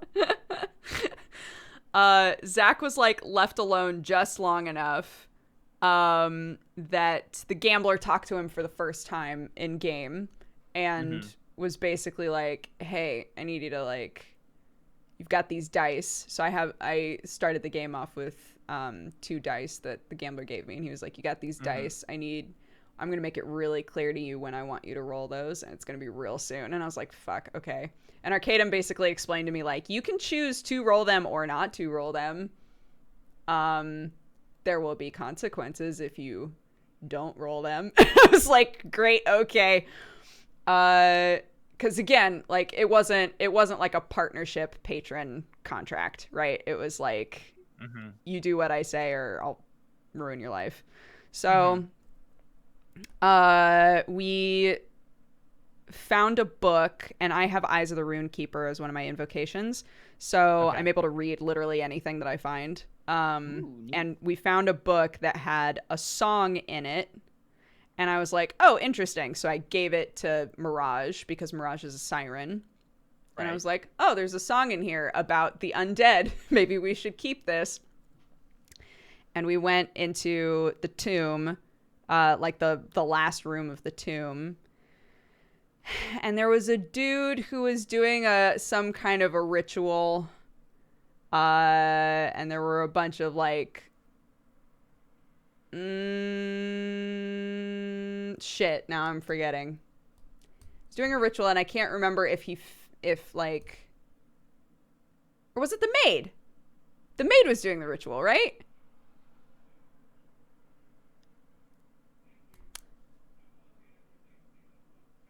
The maid was a necromancer. That's what it was. You tried to seduce her a lot? Did we? I don't recall that. Oh, wait. No, we totally did. We totally did. But it wasn't...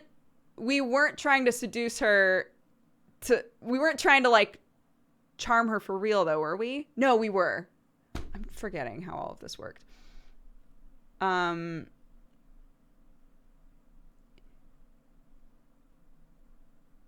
That's how you won. Everyone rolled to charm person. 3 people rolled charm. Oh my god. I'm forgetting. There's at some point in this, the reason that I'm confusing myself is because at some point in this campaign, I did a check and Arcadum was like, you realize that if somebody rolls charm, it'll disrupt what's going on. And I can't remember if that was this fight or a different fight, that we weren't trying to actually charm her, or if it was that we were just trying to disrupt what she was doing. But I think, okay. Yeah, we charmed her to get her to like stop and talk to us.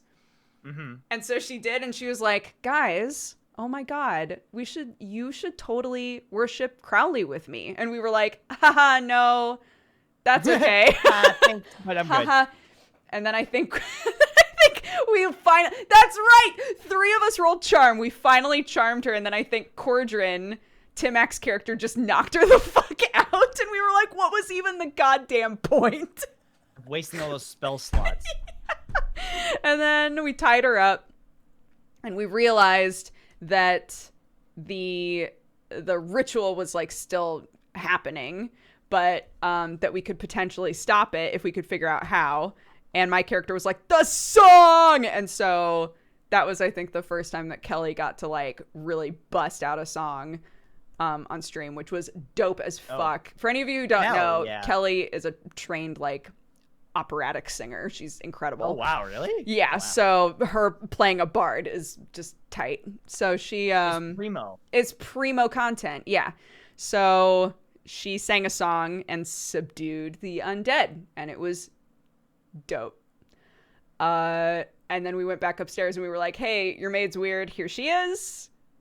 We didn't kill anybody. And he was like, all right. Why did Fem Barrel happen? Why did we go to that other bandit camp, chat? That was once we were already on the road, wasn't it? Oh yeah, I did roll the dice. That's true. There was one of the right after saying I'm not gonna fucks with anybody's tomb. Mm-hmm. One of them, the dice rattled and I rolled them. And inside were a bunch of black coins that I kept forgetting to ask Arcadum what I was supposed to do with those. Inside were a bunch of black coins that I took. Did you ever figure out what to do with them? No, I took them, but I haven't ever done anything with them. So you just have these mysterious black coins? Yeah, if my character sheet is to be believed. But hey, you know, stranger things have happened. Season 2, I could be like, hey, Arcadum, by the way, I still have all these black coins. And he could be like, oh, boy. All right. Oh, boy, well. Here we go. You better spend them. Did they turn into gold? How far along is this in your season? This is like maybe 2 episodes in. Oh, my God. I know. He does always say, though, he does. Oh, boy. Oh boy. Yeah. So then we started to leave. At this point, we were all like super anal about what we were telling Beryl to do, because we realized we were like every single thing mattered with this poor fucking robot child. And so I had taken a little bit of gold, and Beryl was like, but you told everybody else not to take anything. And I was like, fucking fine. And I put it back. See, if this were Shattered Crowns and that happened, guy would be like, so? And then take even more. Yeah,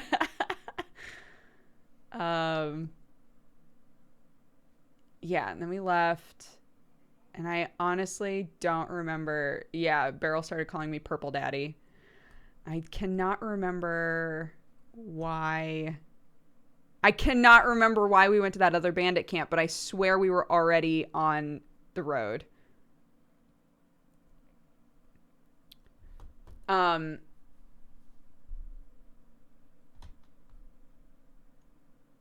They found a dying guy on the road. It was the Temple of Cassius? It was?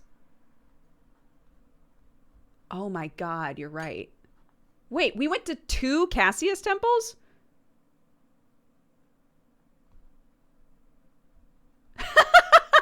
We went to 2 of them? Fucking Cordrin drank of the nectar on that fucking season. Damn. Yeah. So, okay, I'm remembering this now. So, we went on the road. We were like, fine, let's do this shit. We got on the road, and we found a dude on the side of the road who was dying. And he told us where he came from. Mm-hmm. That he was at the Temple of Cassius, and Cordrin, of course, was like, we have to, I don't care what the rest of you fucking do, but like, it's a Temple of Cassius and I need to get interlopers out of there, basically. And we were like, fine. Cordrin is Timac, right? Yes. Okay, right. Okay. Yes. So we were like, okay, Jakir, like, are we good if we go and do this and then come back? And Jakir was like, sure, just like, don't take too long. We were like, okay. So we went to this area. We spent, I want to say, an entire episode deciding what the best option was for us to infiltrate this place because there were dudes everywhere. Archidamus, Jesse's character, Archidamus kept pushing that the best option was for Beryl to turn into a sexy anime lady and pretend a sexy anime bandit and tie up 2 of us and pretend that she was bringing us in as like prisoners. And okay. And Zach was like, that's a fucking awful idea. And they pushed it long enough. They like pushed, like it went on for so long that eventually, again, because Zach and Archidamus do not get along, Zach was like, fucking fine, great idea. Yeah, let's totally do that. That's a fantastic idea. We should absolutely do that. Nothing will go wrong. And somehow in the whole conversation, it turned out that the two people who were going to be tied up were Zach and Archidamus. So it was sexy anime Beryl as a bandit with Zach and Archidamus tied up, specifically tied up in a way where they could get free. That was the first time I believe that Mirage made a sexual joke to Zach. I believe. This was the start of it all, chat. Not the last. This is the start of it all, chat. It was a Shibari joke, I'm pretty sure. Anyways, so we go to the front, and I can't remember what exactly Beryl said, but I just vividly remember Arcadum being like, guys, I want to root for you, but you're making it so fucking hard. Like he literally just like walked up, if I recall, he walked up and was like, I'm a bandit. Arcanum was like, what am I supposed to do with that? What am I supposed to, you walk up to the bandits and say, hello, I'm a bandit. Like, what am I supposed to do? We rolled a bunch of deception checks and they all failed. Sorry. Yes, go on. I'm sorry. Can I show you something that I think is so fucking funny? Yes. So here is a character summary. So there's I don't know if you know, but there's a Verum fan wiki. The World Anvil or a different one? No, a different one. Okay. No, I didn't know that. Okay. So. Oh no. Oh, that's right.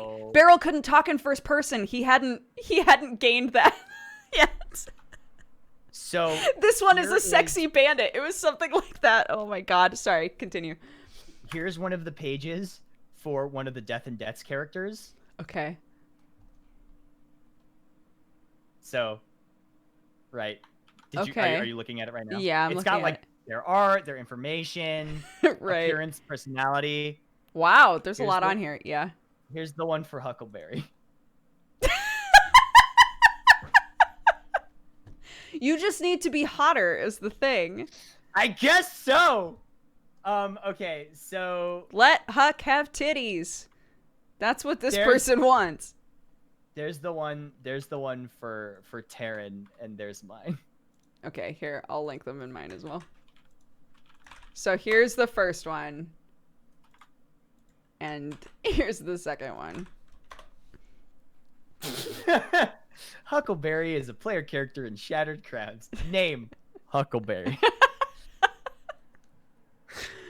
Oh my god. None of the clowns have text on their pages. That's actually so good, true. though. I actually think the only ones that do have text are the Death and Deaths one. Amazing. I think they're the only ones that have anything. I love it. Mm-hmm. Status alive. Also good. That's good deets. Yeah. Whew. Yeah. Whew. Thank God. Sorry, I'll move this along. I'm taking way too long to No. get through this. You're fine, dude. I had to fucking summarize 2 full goddamn seasons. I know. I just put too many details in. Yes. Did you make your character on World Anvil at all? Yeah, Arcadum had us do it, but I didn't upkeep it. So Oh, mine is actually upkept. upkept. Yes. I should go back in there. Well, I'm gonna have to level him up anyway. Mm-hmm. Octo, yeah, sorry, continue. Octo and I are gonna discuss how to make Zach broken. Oh, well, I mean, what? I think Not it's broken. hard to make a... Yeah, but I'll help you. I'll help you.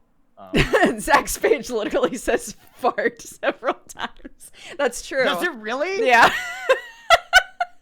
That's super funny. Because Arcadum was like, yeah, this doesn't really matter that much. I just need you to make it in here and then I'll like transfer the information. I was like, cool. And I just wrote fart, fart, fart.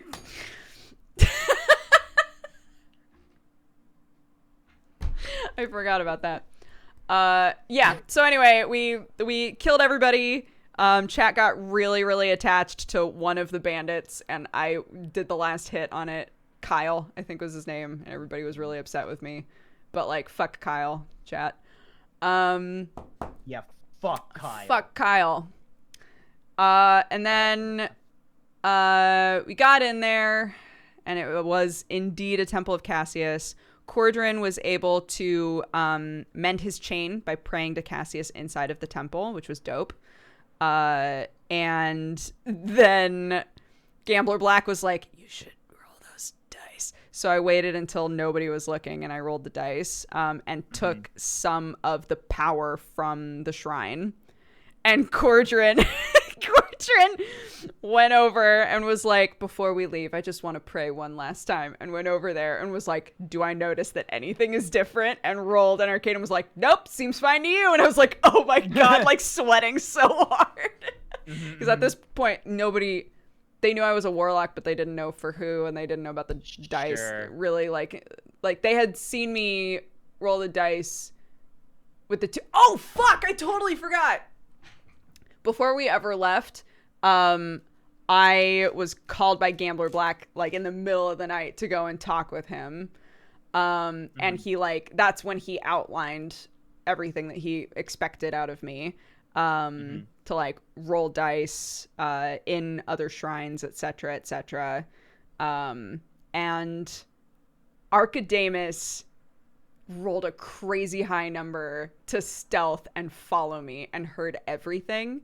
And for, I want to say 8 or 10 episodes before I had mostly come clean. Zach's never truly come clean, but like before I had like told people a bit more about what was going on, Archidamus would be like, you shouldn't do that. Wouldn't it be a bit of a gamble? Stares at the lens. Looks at the camera like I'm on The Office. Yeah, Kind of thing. literally. Yeah. Should you really roll the dice on that, Zach? Oh my God God. fucking damn it. episode 7 to 8 was the big fight. The big fight between all of us. So. Oh, for one thing that's important to mention is, I know how we said we fought a lot in the first season. Yeah. I was just thinking about this. We had like 3 fights in the second season, and I was like itching to use all my new abilities, but ever since the Violet Parable fight, we haven't had a single combat encounter because we just skipped the entire last part of that. Right. That dungeon. I think that I think in chat right now they're referring to the big like fight between like our characters. I think. But basically, yeah, we sorted out Cassius's temple. I rolled the dice for the first time, like in an actual shrine, and didn't get caught. Hell yeah. And then we went back on the road, and I believe at that point is when that was like episode 6-ish, right? That we got to the point where we were stopped on the road, and they were like, "Hey, you can't come into the forest because all of the spiders are here," right? I mean, I'm assuming that's where spiders usually live. I'm waiting for chat to confirm that it was spider time. Oh, that was a yes or no question. You forgot about Wise Guy? Was that when I got Wise Guy? Oh my god, it was. We spent the night at the temple. Oh, that's right. No, we didn't. We did? Oh, Jesus Christ. We spent the night at the temple. And because I rolled the dice, Gambler Black gave me Wise Guy, who is my familiar, because I'm packed to the chain. And Zach did not trust Wise Guy at all, because he was like, I'm pretty sure this thing was just given to me to, like, keep tabs on me. The Wise Guy was literally just, like, a little, sweetheart that just really likes titties. That's basically his thing. Sure, that's fair. Yeah, and he could transform into a hat. So everybody woke up, and I suddenly had a fedora. And Archidamus was like, "What the fuck is on your head? That looks fucking stupid." It was really good. And then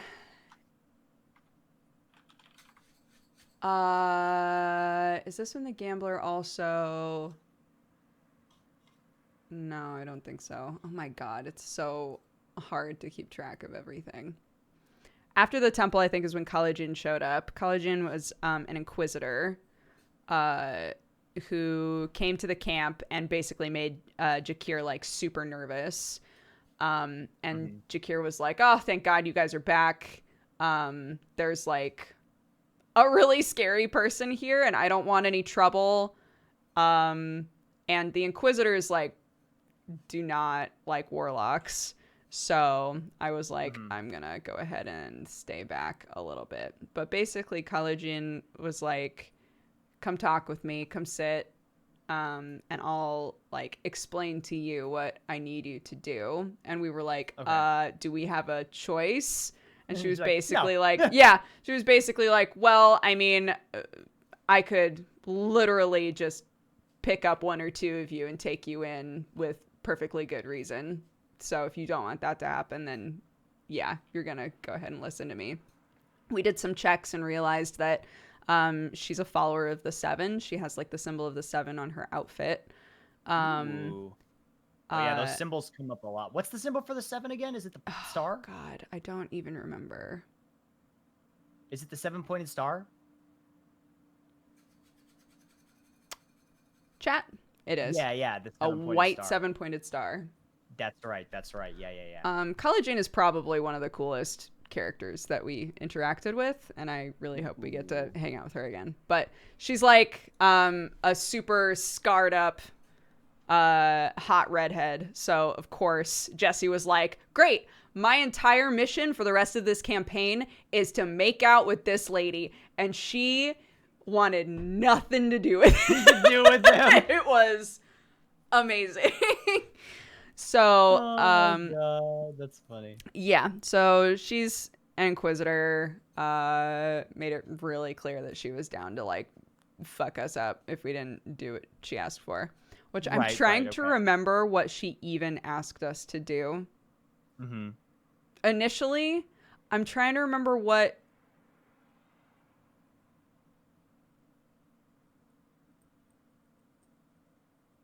Yeah, what was the story reason?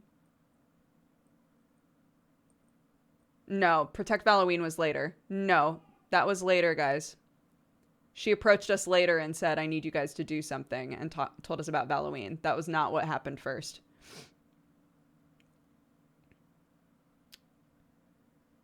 Oh, searching for a criminal responsible for crimes against the White Pantheon. Seems to be a man in red. Right! Who turned out to be Ricardo. Okay. Cool. So yeah, she was basically like, we're gonna follow the caravan. We're gonna stick by you guys. I need you to like scout out some areas for us and figure out where this dude went. And Mirage was like, holy shit, that sounds like the guy that I'm following. But didn't say that to her. And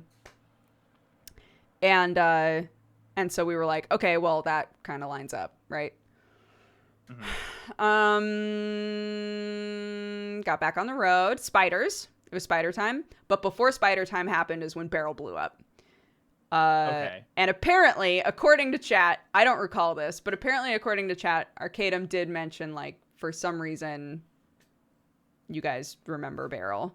Or rather, maybe Collagen mentioned that it was strange that we remembered Beryl.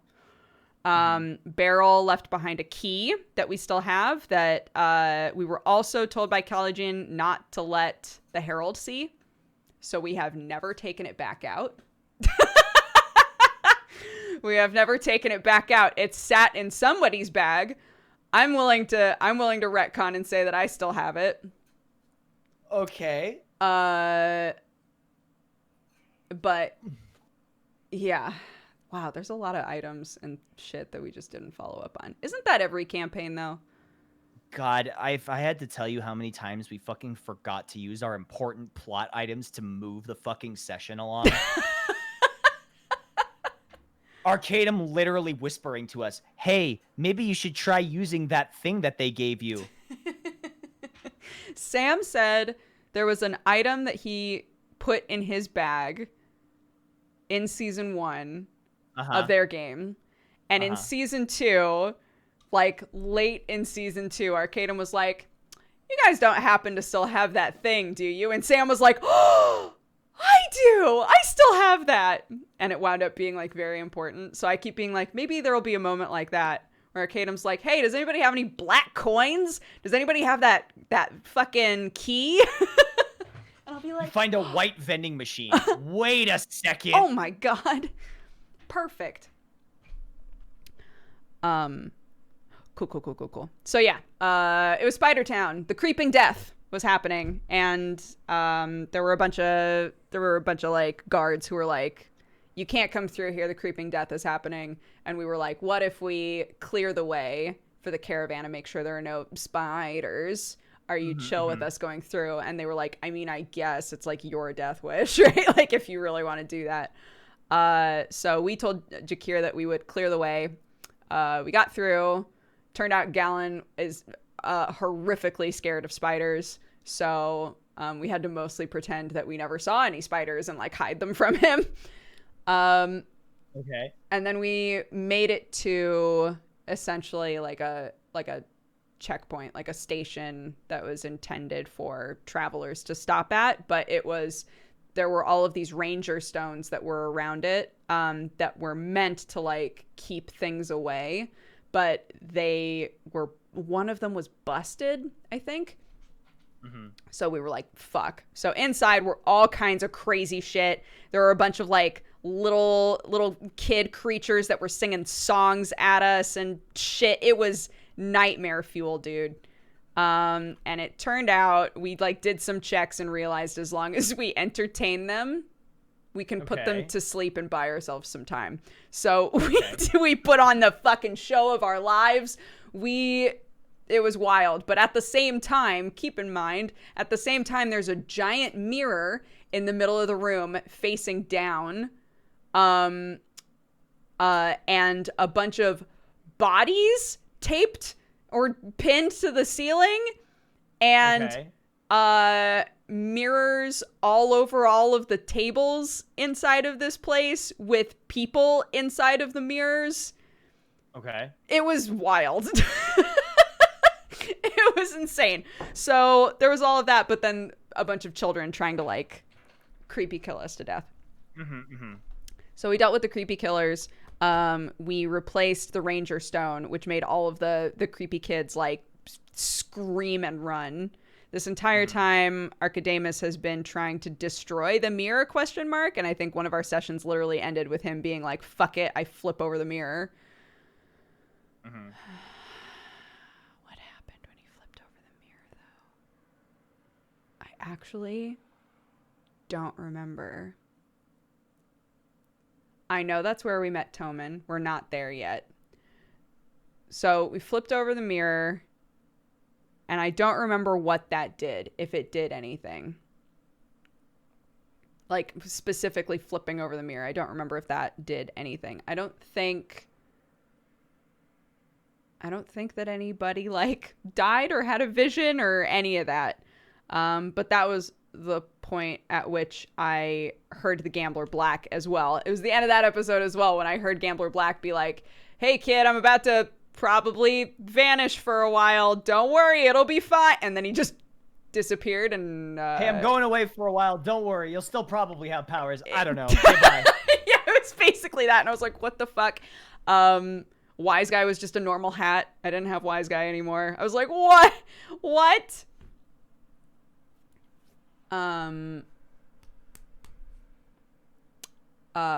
We all went to bed. I woke up. But it turned out I was still dreaming. And Babylon was like, what's up? I have your dad now. And so I'm your dad. That's how this works. And hey, if you basically do what you were doing for Gambler Black, but do it for me instead, and essentially in any shrine you come to, just make a little Babylon shrine, that would be great. And when your journey's over, oath over, right? Like, that's easy peasy, right? And you also won't be indebted to Gambler Black, and you can go back to your like fucking shitty life where you just gamble all day and hate yourself. And I was like, that sounds amazing. Let's do that. Awesome. Love it. Where do I sign up again? He gave me back Wise Guy, and Wise Guy was basically like, look, we basically just gotta play his game until we figure out how to beat it, right? And I was like, okay, I guess I'll just go along with this shit then, and like shook his hand and got a symbol of Babylon on my hand. And Arcadum was like, cool, literally everybody who's around you feels like you basically just smell evil. I was like, great, that's also super great. And awesome. Love it. Yeah, and he gave me a super evil rod to like keep in my bag. I was just really evil smelling, but I was not an evil person, chat, which matters. And also Wise Guy became glasses instead. Oh shit, but actually that's right, this did happen after I got the eye. Wait, was Wise Guy a hat before? He was a hat before, and now he's glasses. Because you gotta be Megane.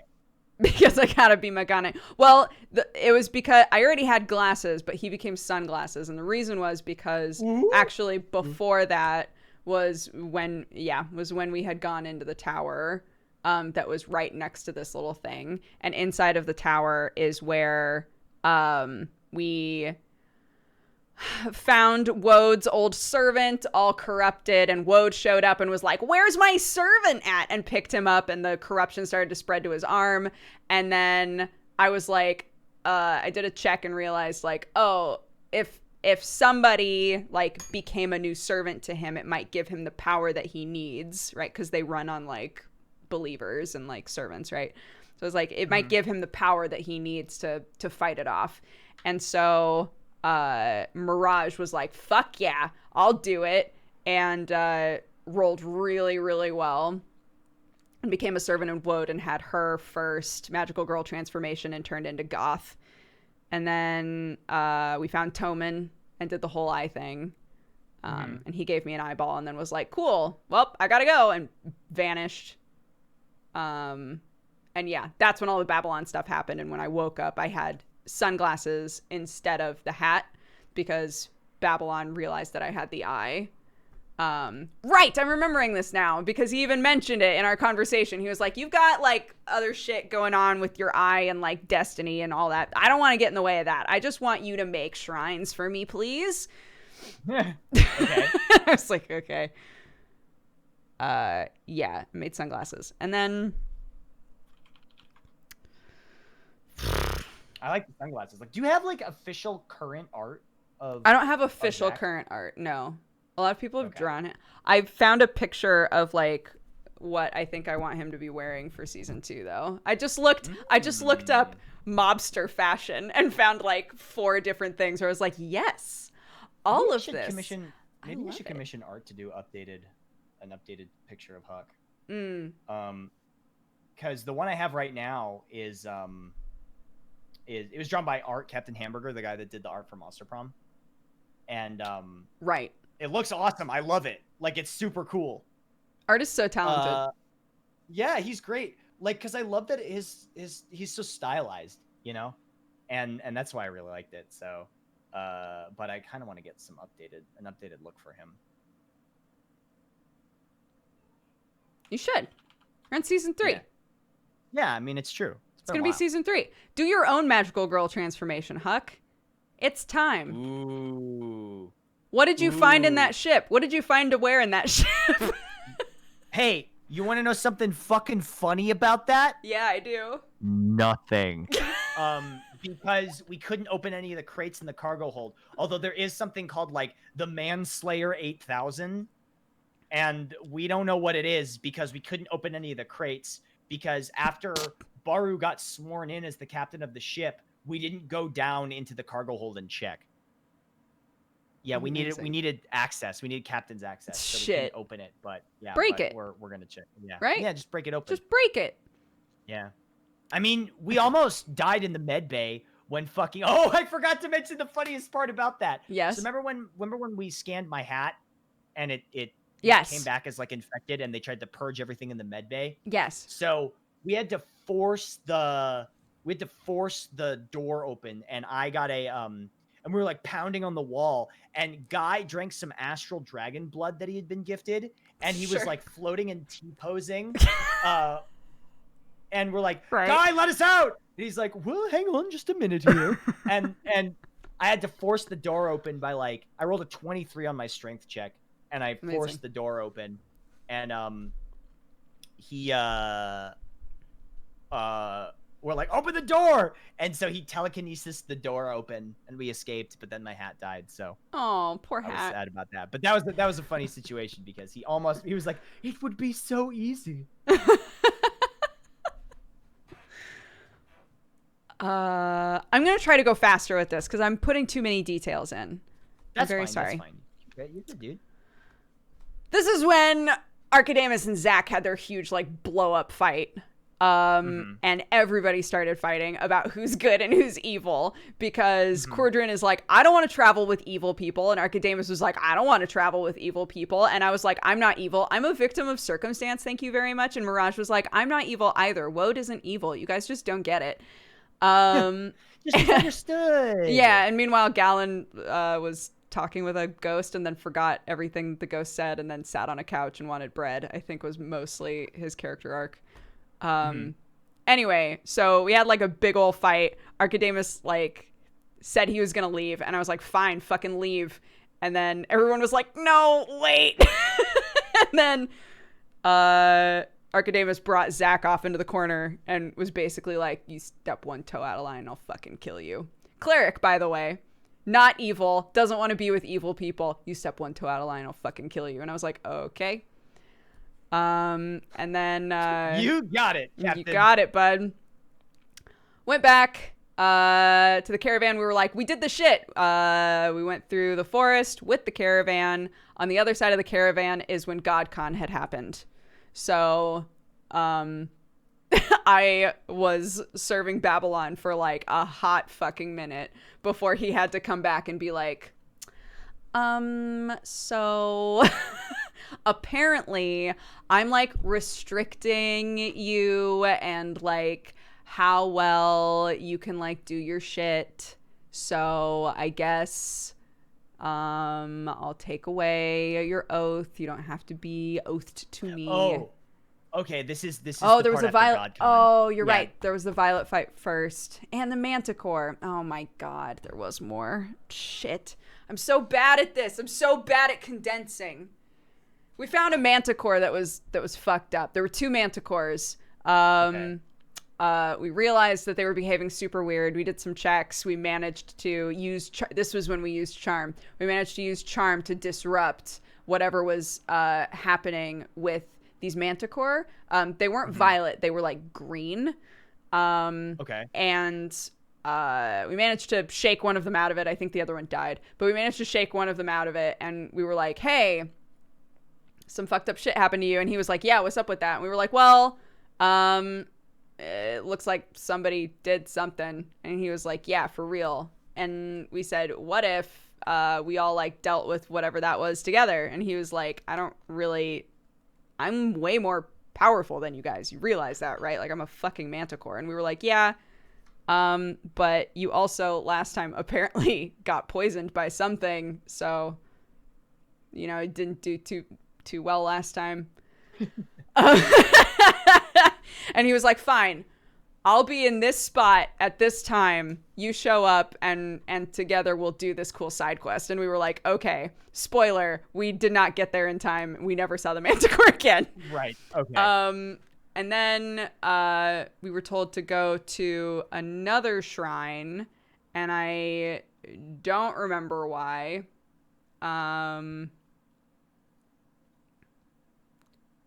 But Manticore Bro is dead somewhere? Nah. No. I know, but why did we go to the king in the first place? We found basically like a table with a bunch of chairs at it, and there were ghosties there. Okay. They were all people who, like, heroes who had died and who had entered the Hall of Heroes, which we later found out is the same as Valhalla. Cordrin had a vision. Oh, okay. That's what it was. Cordrin had a vision. And so we like went to this place. We were able to talk with the king who was at the head of the table. And he instructed us to go to the shrine. That was another shrine of Cassius. We went to the shrine, and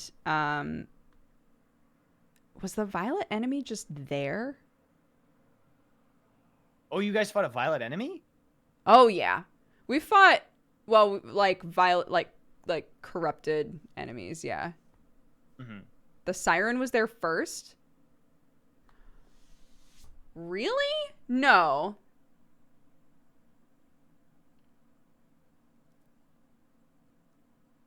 The siren was first? What? Really?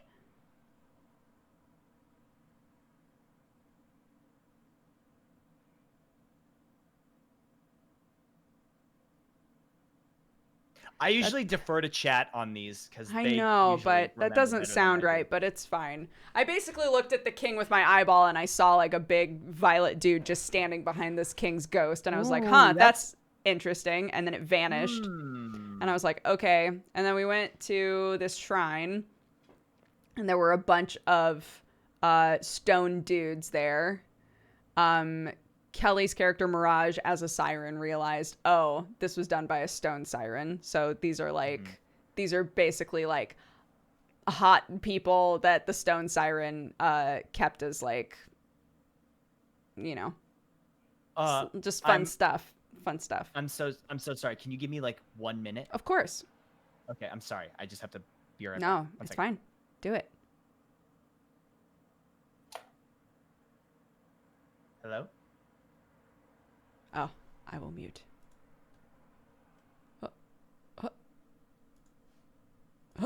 There we go.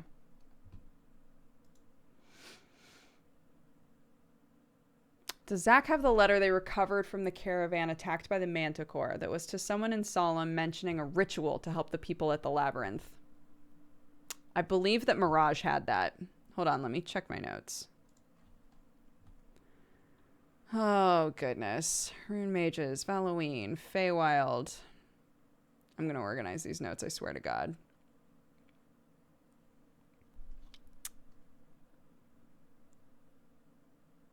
Attacked a demon. Demon is his demon is father. Man in a hood. Twin rods. Looking for Jotun. He left behind a seed. Sacred place defiled. Valkyrie? My notes are bullshit. Okay, here's a bunch of, those are stances from a violet fight. Scarf, Archidamus's shit. Oh, it might be on my token. Fuck. This is the other problem. I don't have all my notes in one place. Octo's back. Oh. Hi, sorry. No, I muted because I didn't know if you didn't want your side of the phone call to be heard. Oh, no. It's fine. Sorry, it was just, we have a work order in our apartment. Oh, gotcha. So I just needed to confirm it. Yeah, no, it's fine. Yeah, I don't think that I have that note, guys. I think Mirage had it.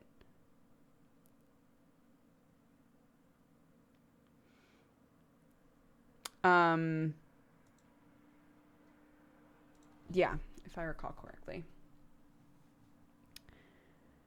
Anywho, Stun Siren showed up and like basically talked about how everybody aside from Kelly was just worthless food. She called me hot, which nice. I know.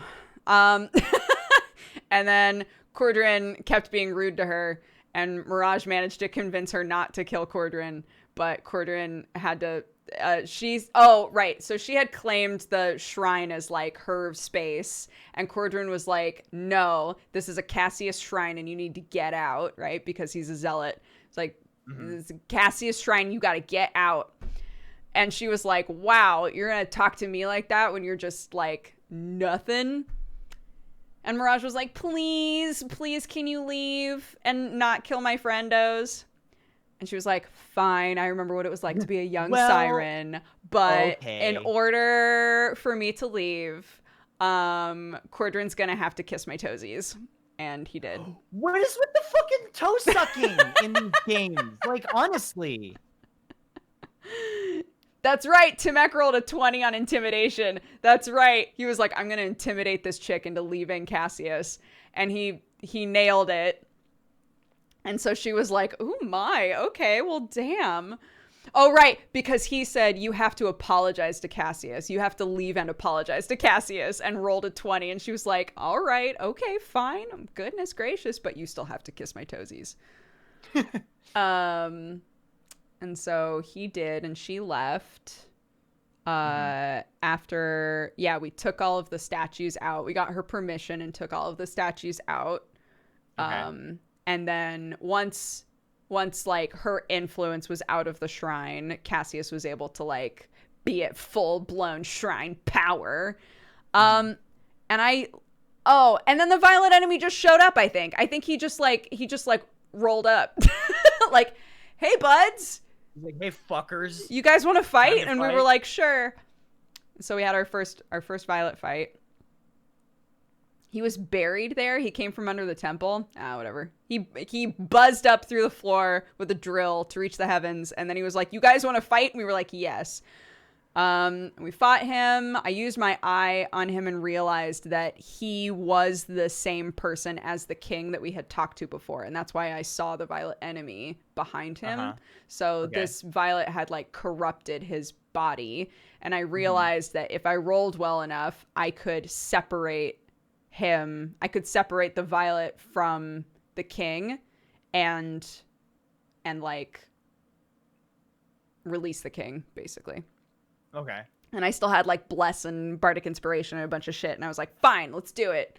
So I did it and nailed it. And then the king, once freed, summoned up a bunch of the heroes from the Hall of Heroes to come and help us. So it was suddenly like, it went from a 5v1 fight to like a 9v1 fight or something. And we won. But unfortunately that was we ended the session midway through that fight, and that was when Bike came to us and was like, I can't keep playing, and his character had just been downed like at the end of the last session, so he was like, I can't keep playing anymore, it just doesn't work with my schedule. And Arcadian was like, okay. And so when we came back with the next episode, basically the enemy like continued to hit Galen, and Arcanum decided like, I'll just roll, and if he doesn't make this next death save, then he's just dead for good. And if he does, then we can RP him like leaving the party, right? But he died. But it was great because once we had won, he was like accepted into the Hall of Heroes. So we were like, oh, he's got friends. So his spirit like went off to the Hall of Heroes with everybody, and we had like a big funeral for him and stuff, and it was very sweet. A going away party. Yeah, we had a going away party for his spirit. And went back, and that's when we reached the point where GodCon had happened. That's right. Okay. And now this is when you got released from the oath thing. Yes. So this is when Babylon came to me, and I had honestly, I think one of my favorite moments in season 1 was the conversation with Babylon, because he was so just like, he obviously didn't fucking want to be there. Mm-hmm. And he kept like being like, but if you could also do this thing for me. And I was like, right, but we're not going to shake on it. Like, you literally can't create an oath for me to do that thing for you. And he was like, right. Okay, so what's the deal with Nox? Nox showed up at the end of that fight to help us out. That's right. Nox showed up at the end of that fight to help us out. Nox was sent by, I always say the name wrong, Woad and Own. Woad and Own. Yeah, from the dream. Because she's a silent knight who like fights in the dream. So she was sent there to find me and essentially like protect me. And so she joined the party as our 5th member. And it was great. Honestly, like, without Nox, we would have been so fucked. She wound up being like the perfect way to like round out the group. Like, having another like beefy fighter character was like great. Yeah. But yeah, so Nox and Mirage had like a midnight convo with Woad and Own. Fuck, I don't know why I can't do that. And then Babylon came to me and was like, I guess you're released and you can have the gambler back and whatever. And so, and that's when I became a baron. I'm a baron now. A baron of what? No idea. That's what I asked. Just in title only? Yeah, I became a baron. I got a magical girl transformation. I look even more like a mobster. I have a cane that now has 3 boys in it. So I've got Wise Guy, Handyman, and Tommy Two Hands, and they're all fucking degenerates, and I love them. They're all your idiot sons. Yeah, they're my idiot sons, and Purple Daddy reigns, I guess. And then Cordrin talked with Cassius, and it was a very funny, just like, Cassius showed up and was like, hey dude, so like, don't kill that Babylon kid anymore. We've got like a ceasefire or whatever, so just like, I don't know.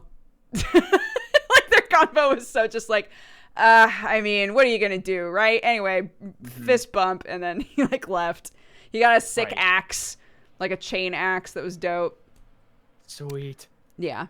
And then and Archidamus did not hear a goddamn peep from the Matron of Fate, which was funny as fuck. He was like, where's mine? And we were like, don't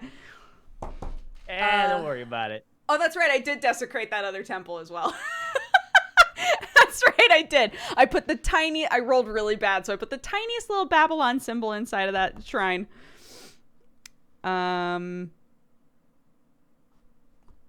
Yeah. And then we moved on and we came to the town. Is that what happened? He was too drunk to hear the call. I think that is what Arcadum said. Is that he must have slept through it. Yeah, I think from there we reached the town. I don't remember the name of the town. Ladrig's Rest. What race is Zacharias? He is a high elf. He's a high elf. Okay. Yeah. Okay. A purple high elf. Ooh, purple. No one said I couldn't. No one said I couldn't. That's fair. Yeah. This was where we met Tementia. We met her outside of Ladric's Rest. Okay. And her cart had like fallen off of basically she was like at the top of a God, I'm losing all kinds of words right now. It's because it's midnight. Her cart fell to its death and blew up somewhere. And so she was like, oh, all of my important papers. And Mirage was like, I can fly. I can just fly down there and find all of it for you. And she went down there and she found beer and she found the papers. But she was like, oh, it's about patrons. I really want to bone Zach, so I'm going to give these to him instead.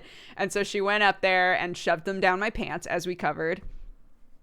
And was able to carry a big thing of beer up. And that's where the goodness, I'm strong came from.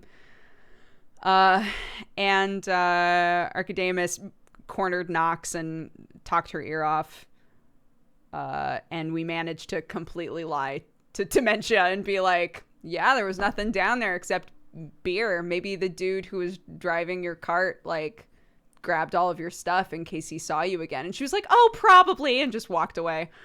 So that's how I got all of those papers that I'm currently studying. Okay. I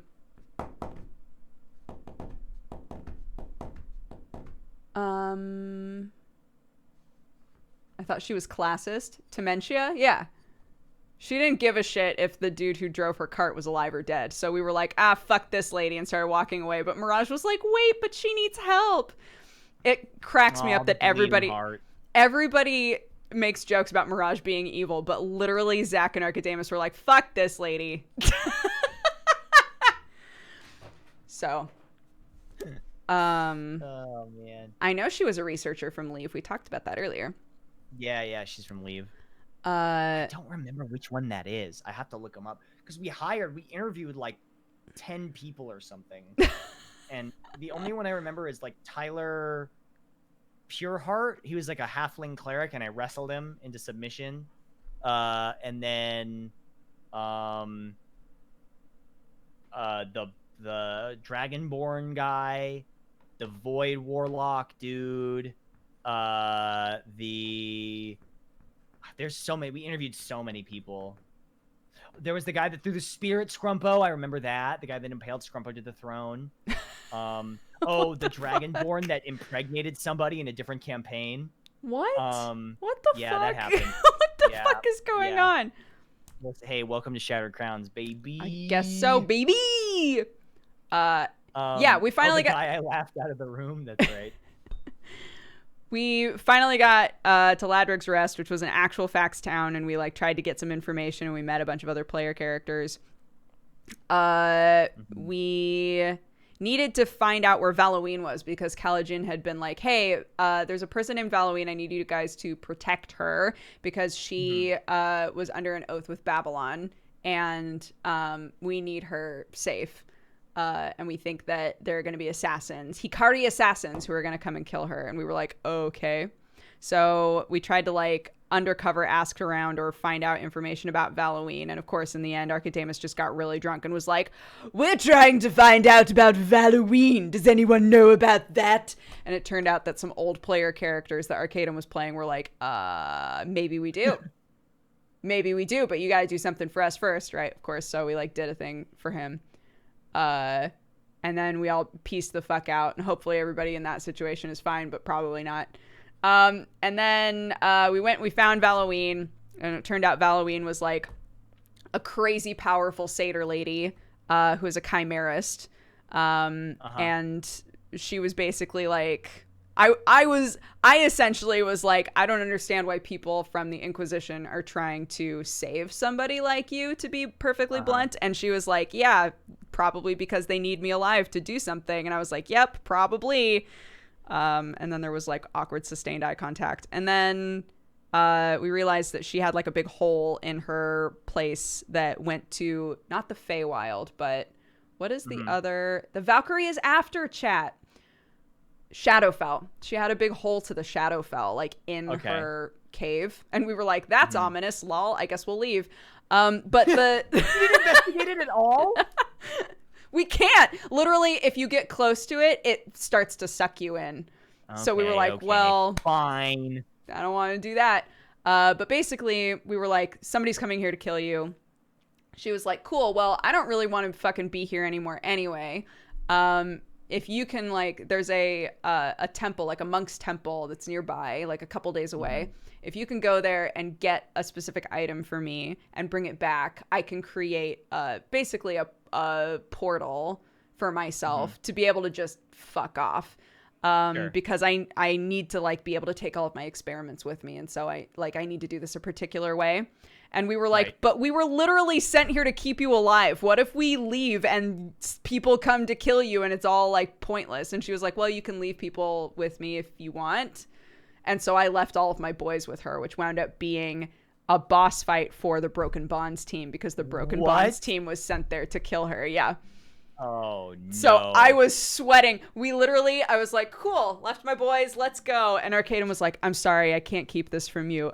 This is going to be a boss fight for Broken Bonds. And I was like, what? You mean my boys might die? And he was like, don't worry about it. I was like, no, what? And I had so much anxiety about it for, I don't know, 2 weeks, however long it took for us to get back and know that they were fine. And they were okay? Yes, but from watching, because I watched the episodes, from watching there were definitely scenarios in which they would have not been okay. But it wound up, it honestly wound up being the best case scenario where, like, the Broken Bonds group found out that the person who had, like, hired them and who had control over them was a piece of shit. And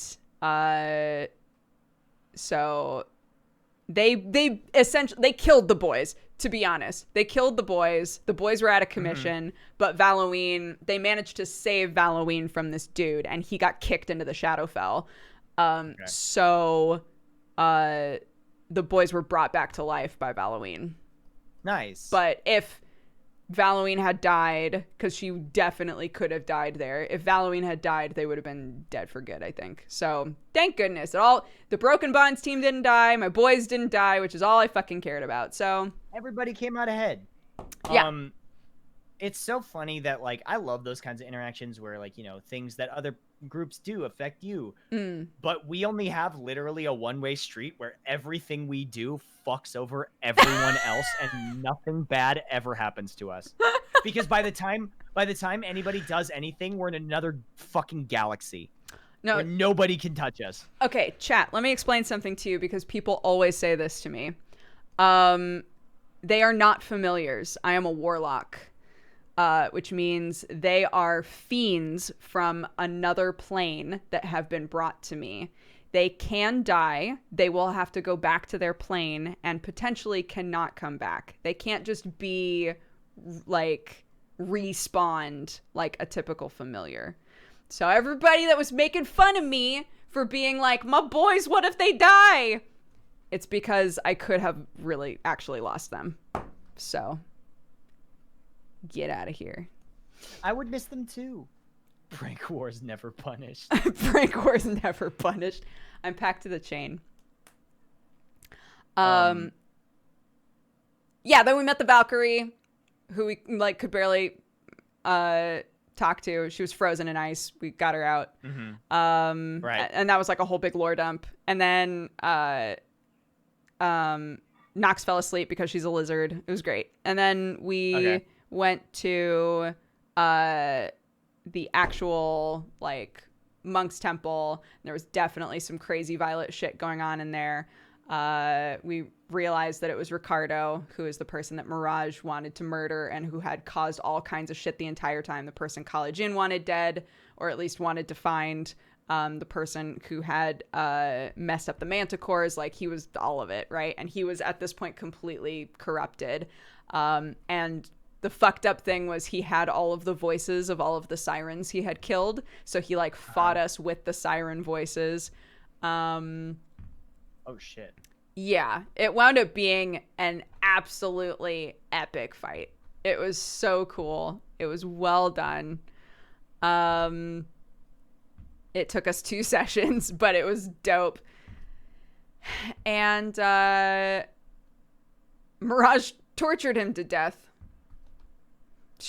We were like, Mirage should get final kill on this guy. Like, he killed all of her sisters. Like, she's been on this journey of revenge. Like, we should let her deal the final blow. And she was straight up like, I'm gonna torture him. I'm gonna cut off like each of his limbs individually. I'm gonna make it really slow and awful. And we were like, all right.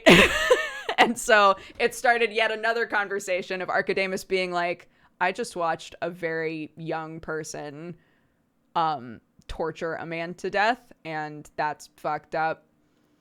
And so it was another one of those like good versus evil conversations. Wow, that's insane. Yeah. And immediately, damn, I thought Guy was evil, so I need a baby. Immediately after that, I was looking at all of the shit because Ricardo was like trying to do a ritual, and we found like a book in there, and I was reading through it, and we realized that it was like a bastardized version of the Song of Creation. And so Arcadum gave us a bunch of options of what we could do with it. We could destroy it. We could try to like sing the bastardized version and see what happens. But one of the options was to revert it back to the original Song of Creation and sing that. And so Mirage decided to do that. She was the only one who had the option to like sing this song. Right. So she did, and was transported somewhere in the Astral Sea. To a faraway land, to a world where monsters rule. Yeah, was put in space somewhere, and was told that she could become a Cord and try to save the planet. And she was like, okay, and came back. Came back and had another magical girl transformation and is now gold. Okay. Yeah, and so went from like consumed by revenge, like a nightmare of woad, just like completely black ichor all over her body, like tortured this dude to death, and like from our perspective sang a song, looked to the sky with glowing eyes, and then was suddenly in like a beautiful golden ball gown and looked at all of us and was like, I'm a Cord now. I have new purpose in life. I don't want to kill. We were like, what the fuck? Like, so Didn't much you just happened to torture her. This man and cut his limbs off? Yeah. Yeah, what about that guy though?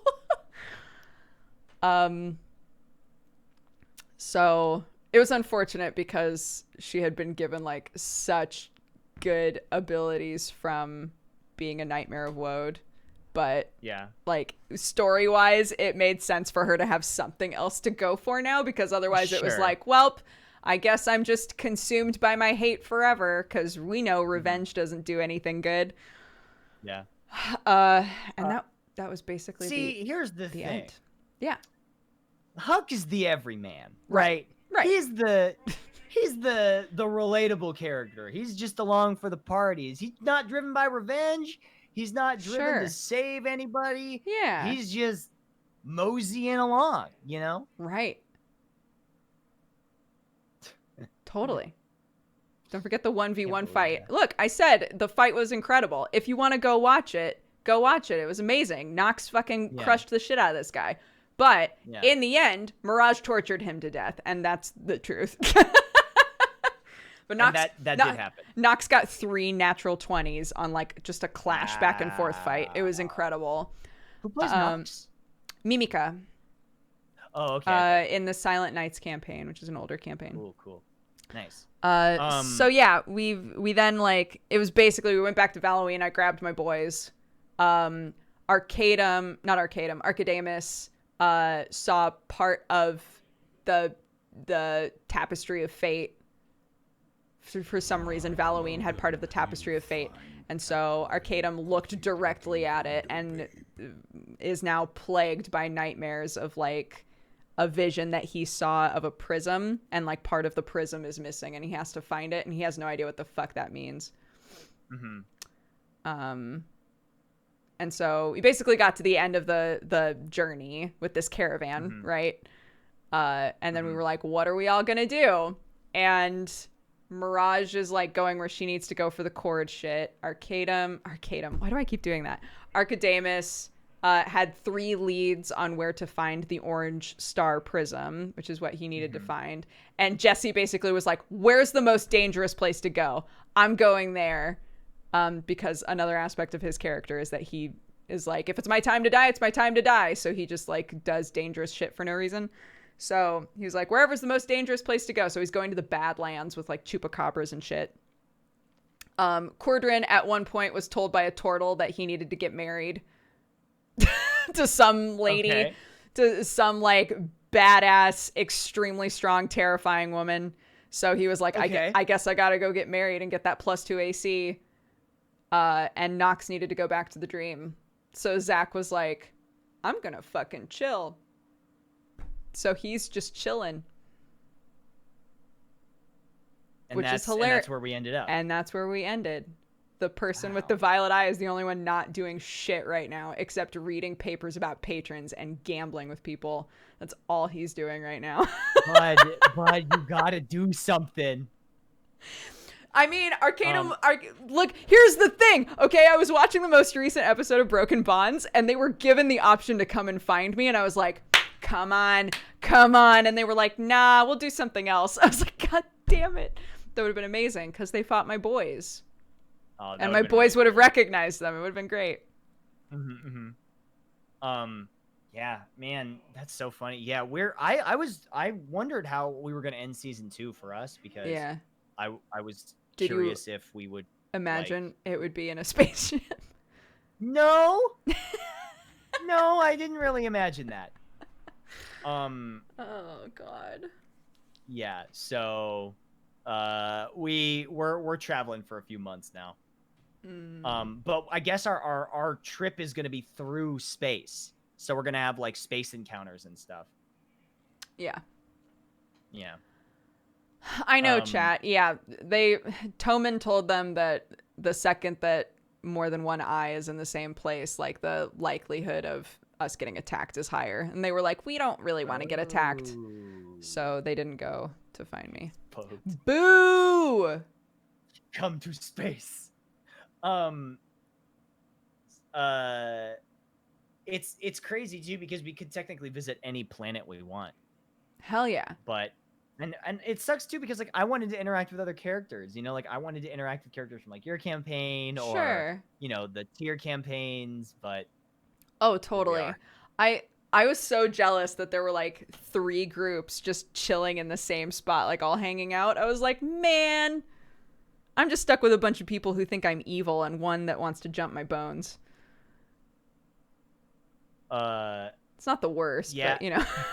Listen, I'm stuck in an intergalactic sausage party up in the fucking spaceship, so you know. Hey man, you take what you can get. Hey, maybe we could hang out. Maybe I'll wind up in space somehow. Let's go to space. Let's see. Oh yeah, the one cool thing that I actually did get to do was wait, the console is actually the closest thing to a 7 years, 7 days campaign now with the spaceship. Oh shit. Oh, that's right. We might meet Kraken. But I guess his character has that third eye, which is really important. But someone was saying because I'm looking at all the patron shit, I could wind up and leave. It's kind of up to Arcadum because we're not actually playing right now. So it's like kind of up to Arcadum what happens to everybody. Yeah, I mean, since it's a living world and everything's happening at this, like, you know, everything's happening. Yeah. It'd be pretty crazy. Let's see. Yeah, there's so much because we're going all over the place. One of Series characters is lost on another planet because he got in a Gundam. Oh my god. Look, I don't even want to know. Wait, yes, I do. I was gonna say I don't even want to know what's in that cargo hold, but then I was like, wait, yes, I actually do. I love it. I do want to know what's in that cargo hold because it might be something cool. Let's see. Zach should go with Mirage. He has no reason to. Mirage was like, Kelly and I had a conversation about like what the last conversation would have been between Zach and Mirage, since we didn't get to do it actually on stream. Basically, Mirage, not to say everything, but like essentially Mirage was like, I have stuff that I need to do. So that's it. I have some shit that I need to do. We'll meet again. And I was like, yep. And then we winked at each other, I guess. It's so funny too, because like we had a big I think we talked for like 20 minutes at the end of our session of like where we actually need to go and like what our purpose right now is. Because Eustace did say like, hey, you should meet us at the labyrinth. Like he did say, hey, or come to the camp. Come to the camp, yeah. In Verum. He's like, come to the camp and meet everybody else. And then he vanished. And so we don't know what that means in context. No, that's the thing, right? When you're trying not to metagame, you have to like parse like, what do I know as a player and what does my character know? And like what my character does not know anything about the eyes, really.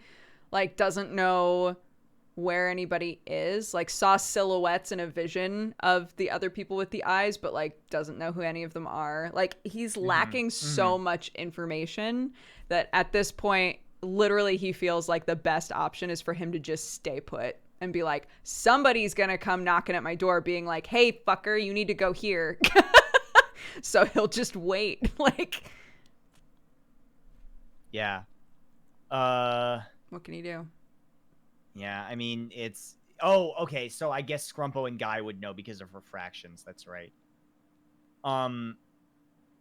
Let's see. Yeah, it's so hard not to mitigate. And also for me, too, because, like, I'm in a group with one of the people who has the most active characters in any campaigns, which is Stir, and Moon, who has 3, I think? And one of them was, like, really important lore-wise. So I'm just like, man, what the fuck? Like... what do I do? You know, like how do I contribute to... Moon has 4? Wow. So, you know, here I am like trying to contribute to lore, but like in the end, Huck doesn't really fucking know anything. Right. Yeah. Yeah, I forgot about Dick Kickham. That's one of Moon's characters. Yeah. Azalon, Dick Kickham, Scrumpo, and Spine Snap. Okay. Oh my god. Wait, isn't Moon in Tearing Veil? He is. That's Spine Snap. Yeah. Spine Snap? I don't remember that. And Angorn. Which one is Spine Snap? The dwarf? Is that his guy? I haven't seen Tearing Veils yet. A Bane dwarf. Yes. Okay. Roderick. The Bane dwarf. Oh, he talks like that. I remember that now. Yeah. Wasn't I don't remember that was his name though. Wasn't Dick Kickham a paladin too? Dick Kickham, I can't get over that name. Oh, fighter. Okay. He talks in a cup. That's really funny.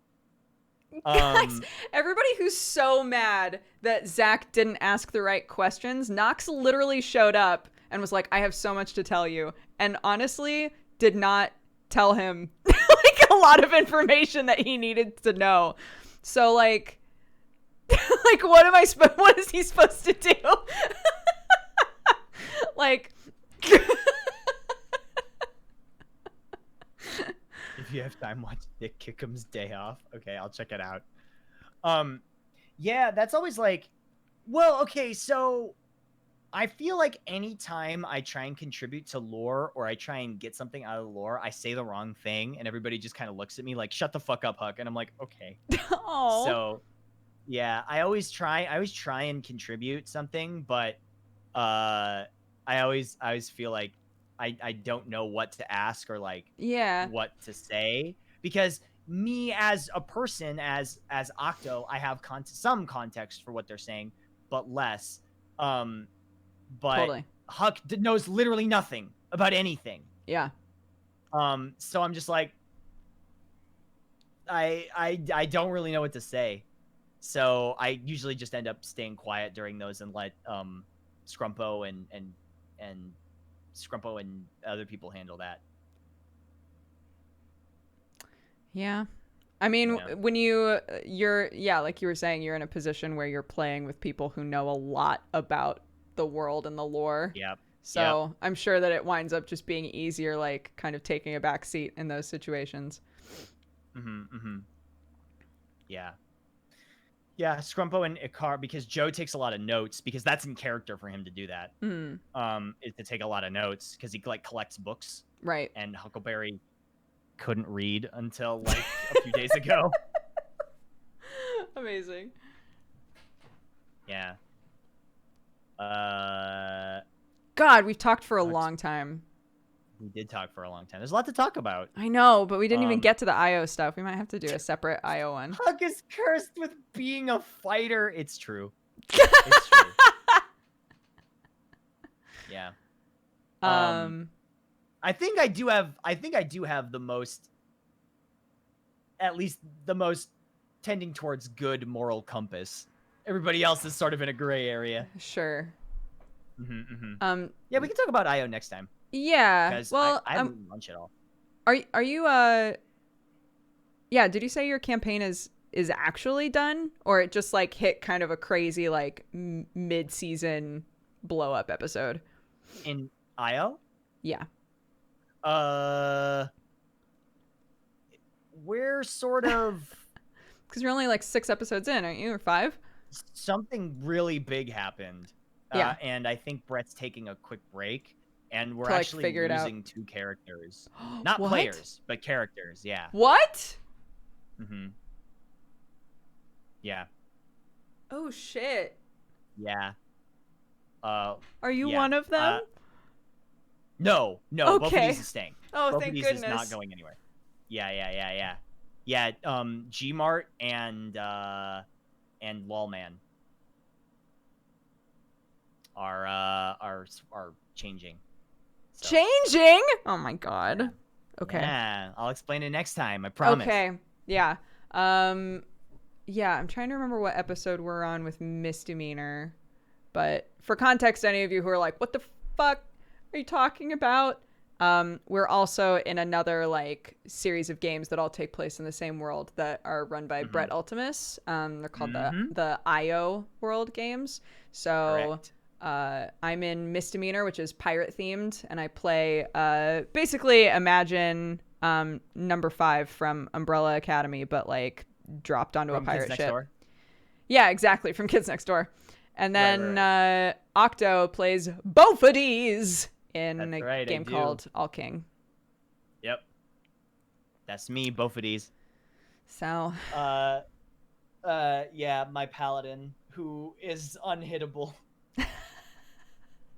He's level 5. This is what I'm talking about. You just make broken ass characters, though. So the way I calculated it out is he's got 21 AC at level 6, and then he casts Shield of Faith with no magic items, by the way. He casts Shield of Faith, and he's at 23 AC. And then I gave him at level 4. I gave him the feat that gives him proficiency in Constitution saving throws. So even if he gets hit by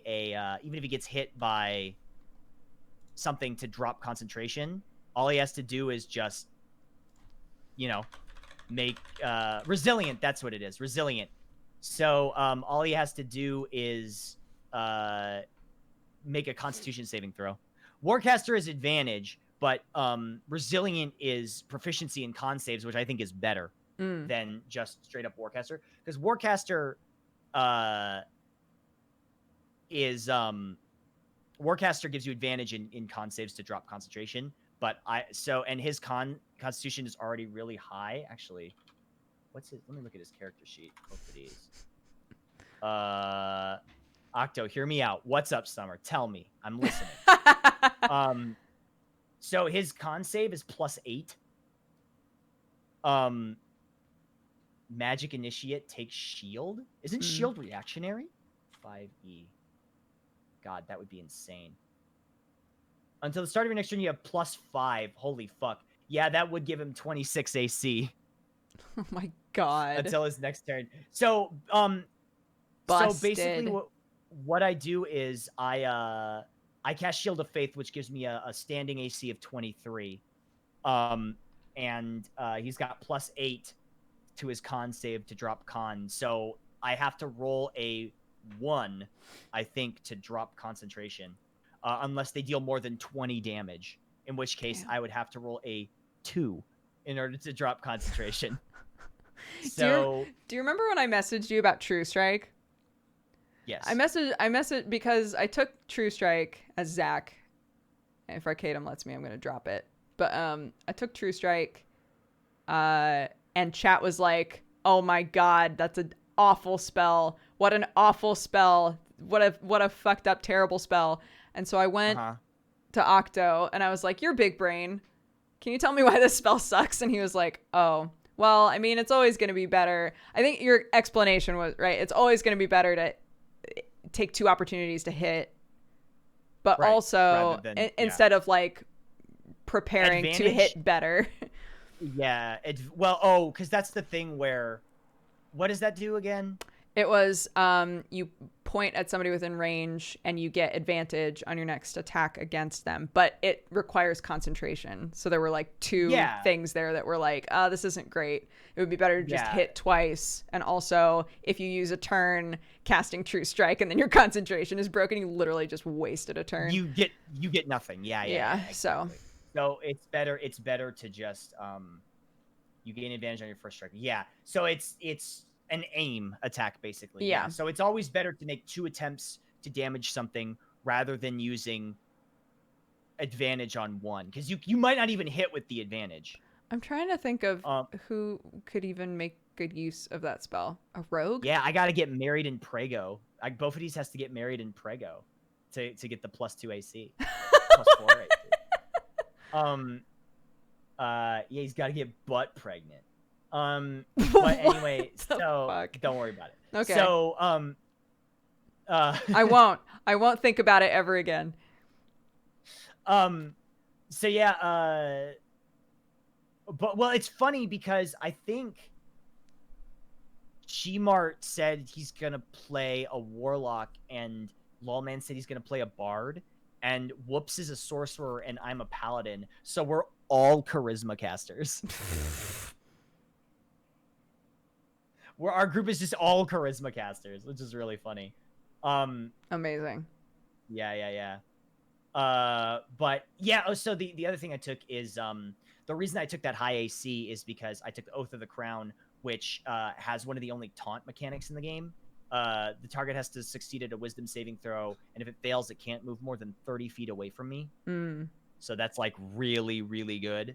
Here's what's oh man. Oh yeah. Sorry, I was gonna say here's what's cool about Gmart being a warlock is that like in IO you don't know who your patron is. You're just pulling power from something, but you don't know what it is. So that'll be really fun for you. Oh boy. That'll be super fun. We came up with a really great character concept while we were talking, because we did like a podcast thing where we talked about like what we want to do going forward with our characters. Right. And we thought it'd be really funny to make a genie warlock whose patron was whoever rubbed their lamp. Wait, I thought that was so a good. Great character concept. I thought that would be an awesome character concept. Wait, that's so it's very good. A warlock, but their patron, the only reason they have power is because the genie is only active when someone rubs. Yeah, the genie is only active when someone rubs their lamp. Oh my god! And so that's how they get their quote unquote power. So if nobody rubs their lamp, they're basically just stuck in the lamp. But just some random dude, like some random villager, rubs the lamp, right? Right. And then you become their warlock. Yeah. Oh my god. I thought that would be really funny. That's very Next good. month there's a new D&D book with subclasses and the Djinn warlock patron. Oh, that's cool. I want to do it in reverse. Interesting. Yeah. But yeah, anyway, go eat. I'm sorry. I've kept you for a very long time. It's fine. Hey, thanks for talking, dude. Yeah, this is very fun. We'll catch up on. We'll do IO next time. We'll do IO next time. Yeah. Okay. All right. All right. Buddy. Bye, dude. See you.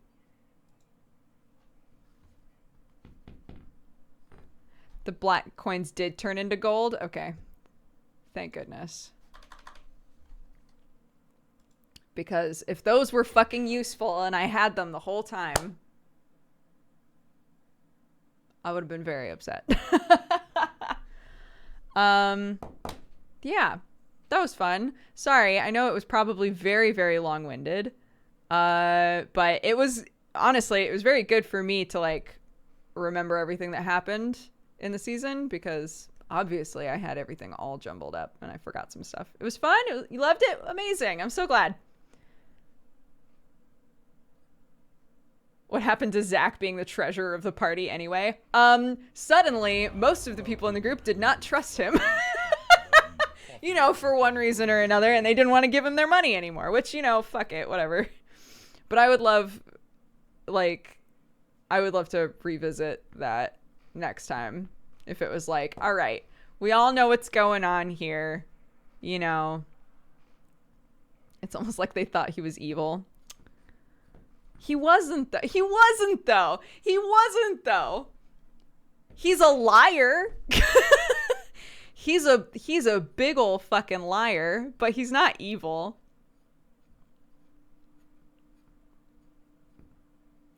I know. I really, honestly, if I could have chosen a person for Zach to go with, it would have been Archidamus.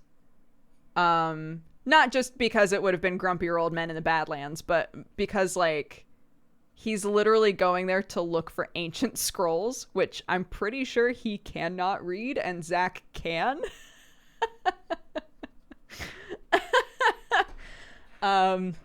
So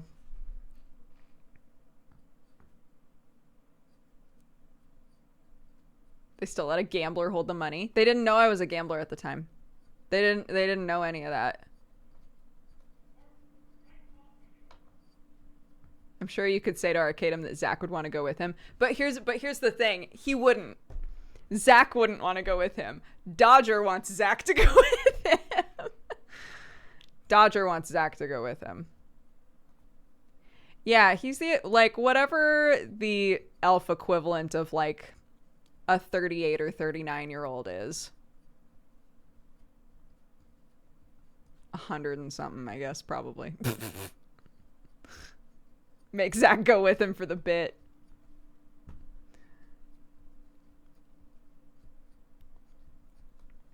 He's old. Yeah, but he was just kind of chilling in the rift for a very long time. Do you have ideas of what season 2 Zach will look like? Wait, let me see if I can find it. I found an outfit. And I was like, once I find whoever I would like to do the art for season 2, this is probably the vibe. Yeah, here's the picture. I like this vibe because it's also got the hat, and we got to incorporate the hat, right? This sort of shit.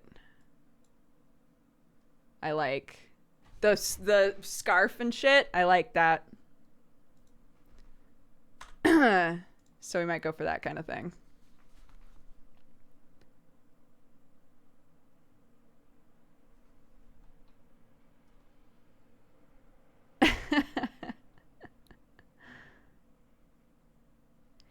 Yeah, that's the thing, right? Is like, this is the reason why I think halfway through season 1 I was going, I don't know if there would be a season 2 with this group, because Cordrin wanted to kill me. Archidamus and Zach were at each other's throats all the time. I don't think Archidamus ever wanted to kill him, but it was just like, they just bitched at each other constantly, right? No one trusted Mirage. Mirage has always been super into Zach. And Galen died. So, I'm surprised that we got to a point where I'm now thinking to myself, like, yeah, we could potentially all meet up again. But the reason for all of us getting the gang back together, I'm not sure what that would be. Yeah, honestly, I feel like all of us splitting up made sense at the end there. Hopefully Zach meets Ost soon. Oh my god. Everyone wants, for any of you who don't know, Sam Strippin, who plays Ost in Shadow of Tyr, is my husband. So everybody's like, I want Zach and Ost to meet so bad. Yes, we did get all the scarves from Jakir, which was very sweet. So we all have plot scarves, as Arcadum put it.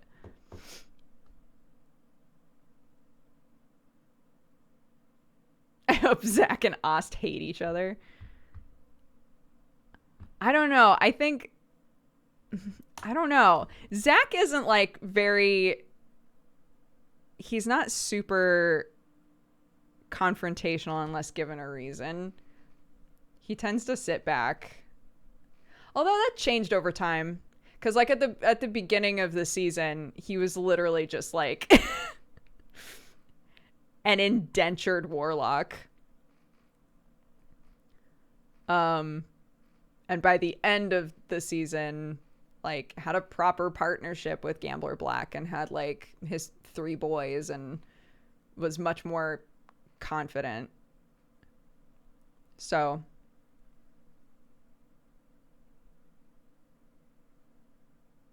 Ost is a mean girl. Oh no.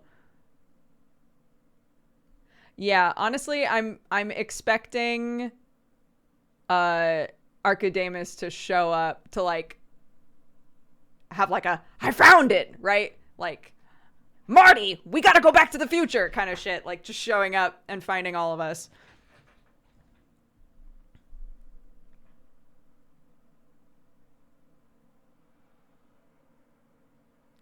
Well, here's the problem. I love that he, the boys, and the Gambler are like a found family. Dude, the art with Gambler Black as like his dad is so funny. I love it so much. Syvet, thank you very much for subscribing. Everybody who's subscribed during this and resubscribed and gifted subs, thank you very much. If you haven't been to one of my streams before, what's up? We do a lot of just chitty chatty shit. So if you like this vibe, come back. We'll do it again. But typically on the day-to-day normal, there are no D&D spoilers in this chat. I'm in 3 different D&D games. So we have like a strict, like, just don't fucking talk about it in chat because people are still catching up. So that's why Octo and I were like, maybe we'll just do a stream where we talk about whatever we want. And it's like fair game. Welcome, you fine cat-loving, coffee-drinking burrito babe. Winter Who, thank you very much. Everyone ditching Babylon. Dude, Babylon has lost so much stock over time.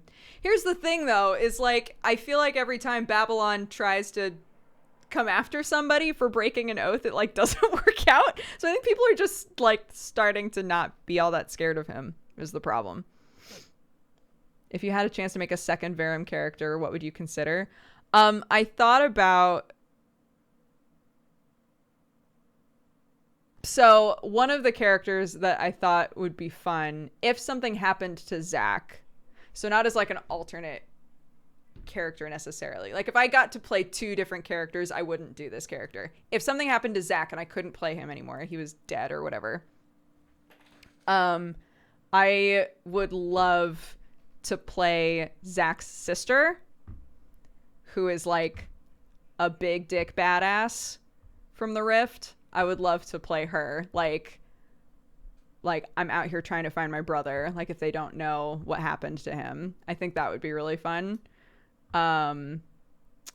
Yeah, Zach has a sister and a brother.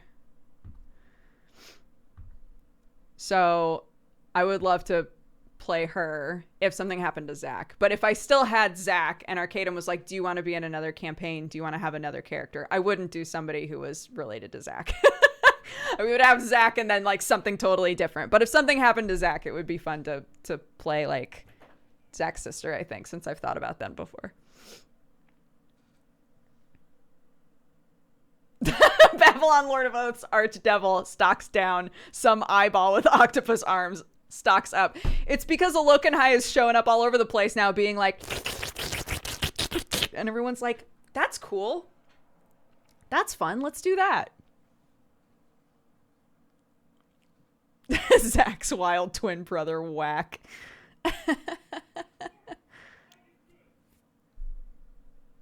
The flavor of the month gods.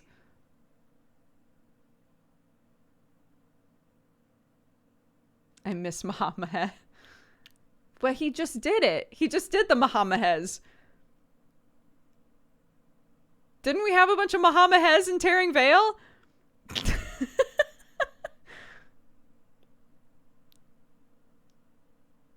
I want to do another Artificer really bad.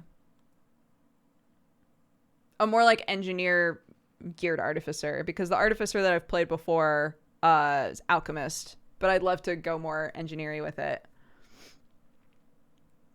I think that would be super fun.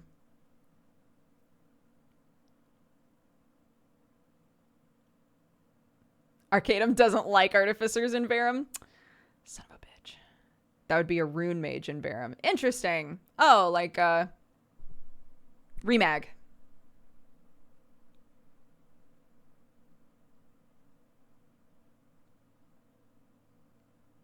I haven't like super paid attention to how Remag works. I didn't realize that that's what he was. I know that he has runes all over his back though. So. He's a beta tester. Interesting. Okay.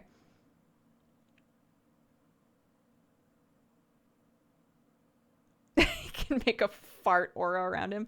He can also make a big aura of blood. So I guess, you know, he's the aura boy. I've dumped all of my invocation points into eyeball stuff. So if somebody took my eyeballs, I'd be super fucked.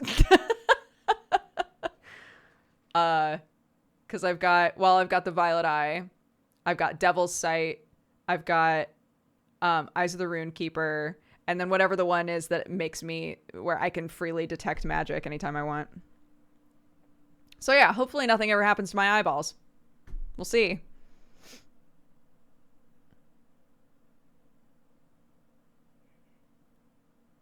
And then Babylon was like, hey, if you fuck with Caligen's shit a little bit. I can't remember what it was that he wanted.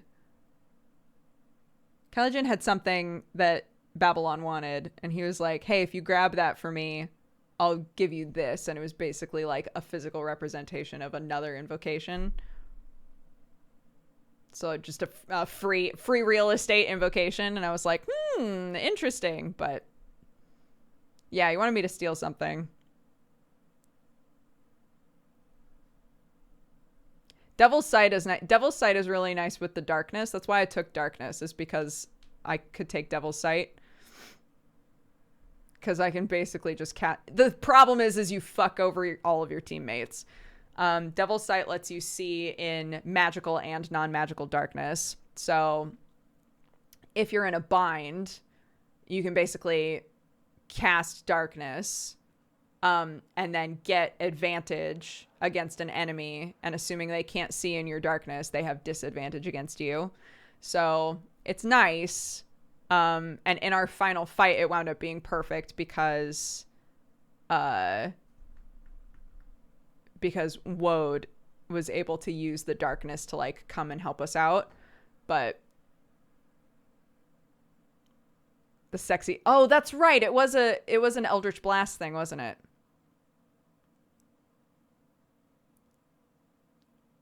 That was clutch. It was a huge play. It wound up helping a lot. I didn't expect it to help in that way. I was just like, if the only thing I can think to do to keep the gaze from reaching us is to cast darkness. It's like literally all that I could think of. It hadn't occurred to me like, oh, the darkness will make it easier for Woad to find us. Yeah, that did wind up helping so much.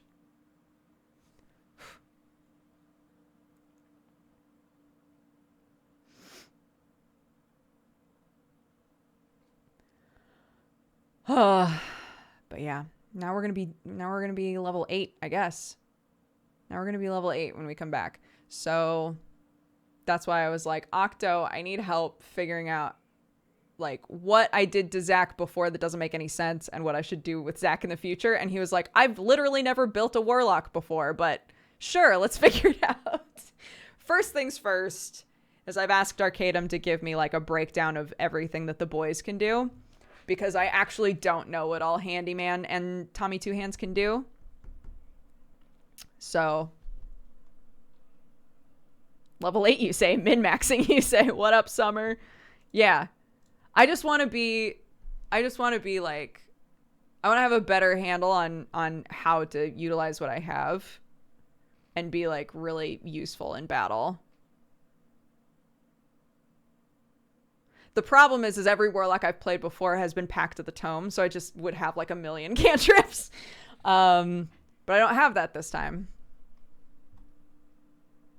Oh, shit. Summer, you want to hang out?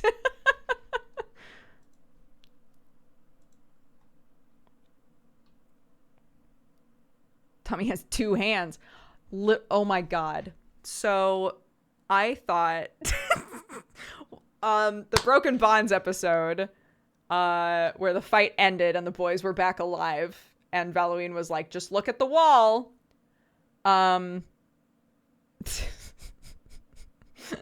Tommy at the end of that was like, I could have 4 hands. What if I had 4 hands? Right?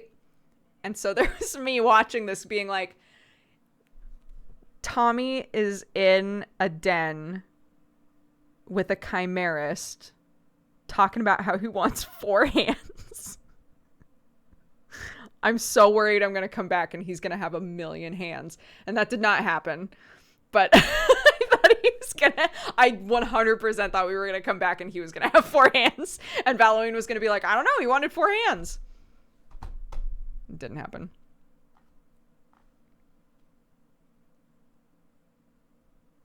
Can you summon the show now? I don't know. Again, I don't know what the situation is in which I can create the show. There has to be like, there have to be variables. So,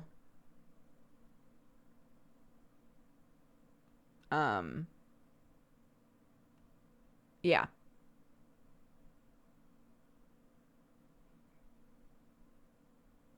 What if he had 7 hands? What if he had 8 hands?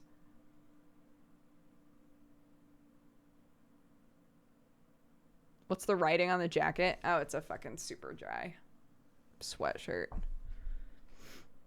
My brother-in-law gave it to me. They fit weird. 7 is greater than 8. Right, but with 8 hands, he could be a spider, is the point.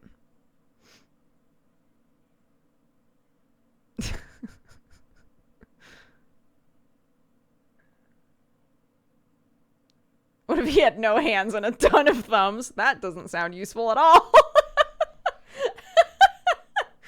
I don't like that.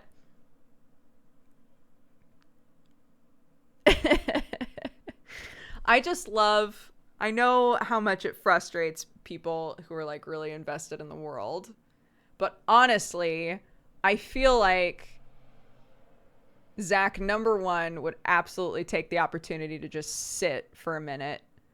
And number 2, 100% believes that if he's supposed to be somewhere, they're going to make it impossible for him not to go. So it's, for him,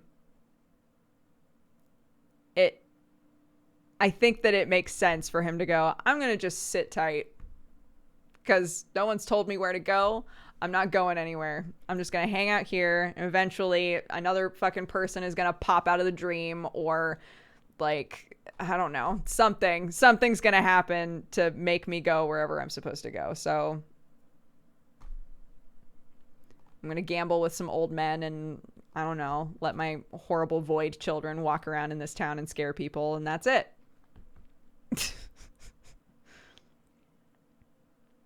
Woad is gonna smack you. Woad ain't told me to do shit. Yeah, he wants to learn about the patrons. He has all of those papers to read, so that's priority number 1, is figuring out, because like, even though he and Gambler Black are like, we're partners now, right? Like, he doesn't know, and I think the reason that all of this research is being done is because nobody really knows like how the patrons work or what they are and all of that. So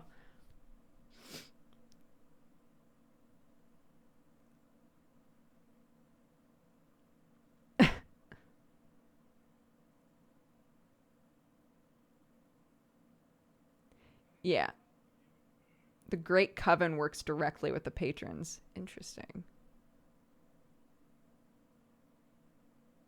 Which is the Death and Debts campaign.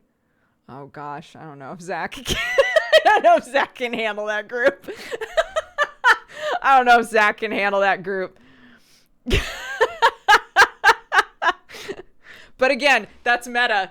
That's metagaming.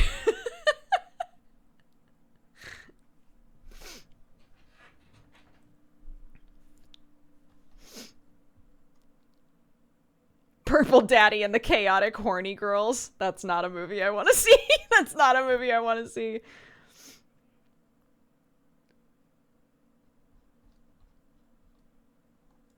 Who is Zach? Zacharias is the character that I play in Strange Roads, which is the Arcadum campaign that just ended.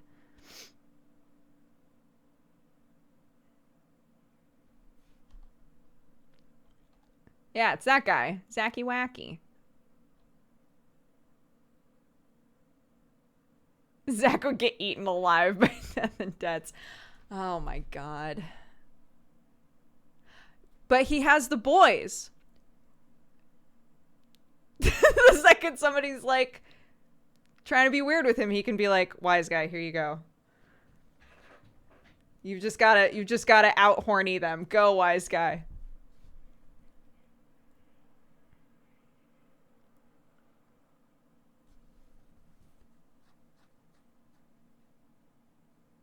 Wise guy would have a field day.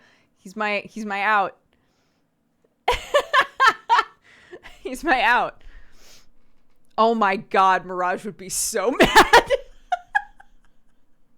If she was like, oh damn, I came to the camp, there's all these violet eyes here, apparently this is where Zach needs to be, I'll go get him, and then tries to track him down and is like, what the fuck is this? Oh no. You can't cheat on Mirage. Oh no. Mirage is gonna meet Stompy. Perfect. I can't wait. Does Dodger know what's happening at the camp right now? I do not. Sam is normally the one who gives me an update. After his session, he'll normally give me an update.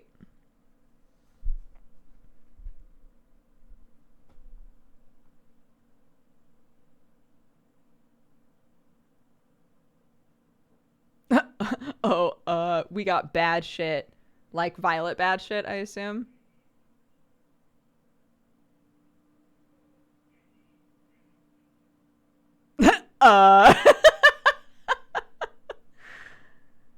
No, we want Wise Guy and Stompy to meet.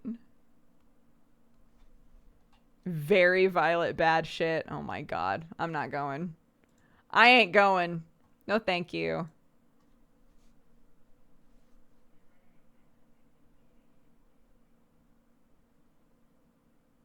You should have watched the stream. It was tense. Is it the, what are you guys? Heart of Tear?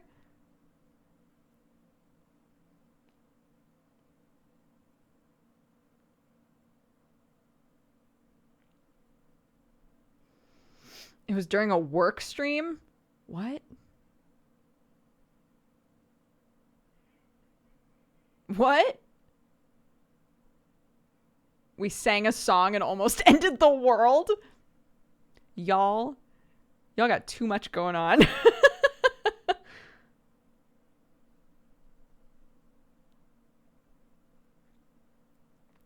As a player, from what I understand, it's actually like very good for the eyes to meet, right? For like Violet eyes to meet each other actually like emboldens them and is bad for the Violet.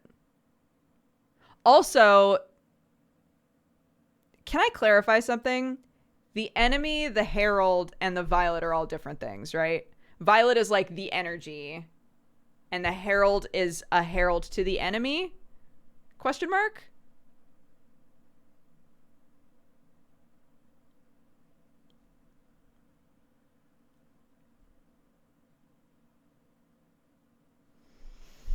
Okay. I feel like in-game, they're all used interchangeably, which I think is fine. I've just been trying to understand. But like a herald works for someone, right? So I've been kind of assuming that they're separate.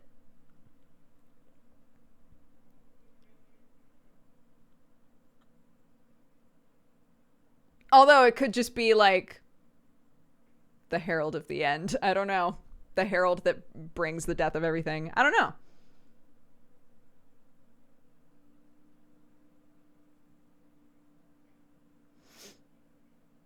Yeah. The eyes, right? The eyes are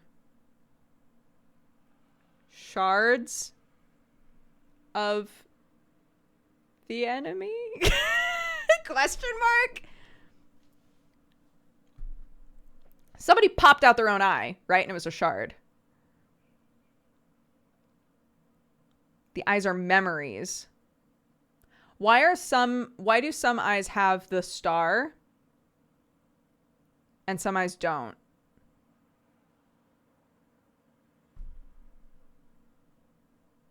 Because, like, Zach has the star.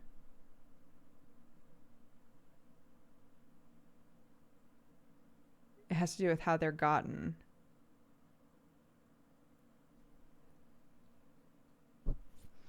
Shattered ones are ones that were taken? What does that mean?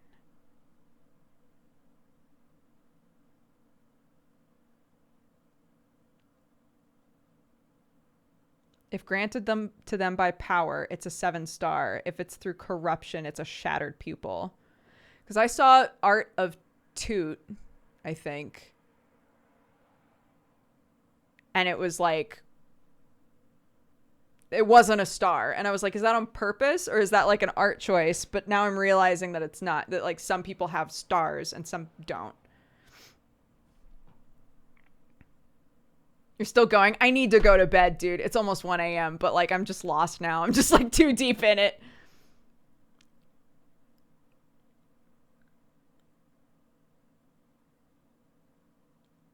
Remag's was also taken, but still a star. Remag got his by choice, though. Remag put his hand on a thing and was given an eye. I was also given an eye. Right? Is that the difference?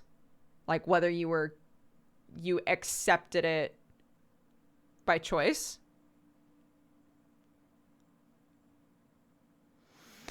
Oh, Lord. Lord. We're so far in the lore pool. I know, dude. I think it's hard as well because, like, we don't have all of the information yet, right?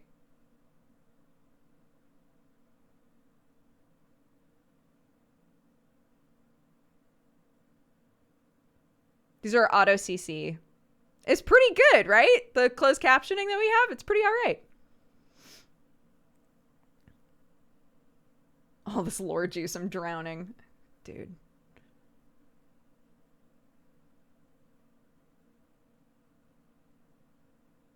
I highly suggest checking out the conspiracy Google Doc in the Verum spoiler chat. But like, I read last time that I was looking at Arcadum's Discord, somebody was like, by the way, there is info out there that you can find. Arcadum has specifically asked us like not to look for it. So please like don't go looking for it. Or if you do find stuff that you think you're not supposed to know yet, like don't tell anybody what it is.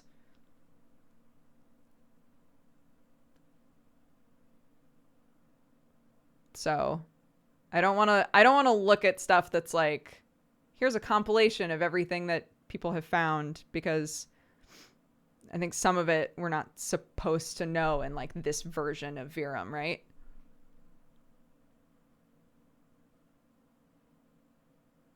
I know the safe info if you ever have questions. Goddamn, Summer.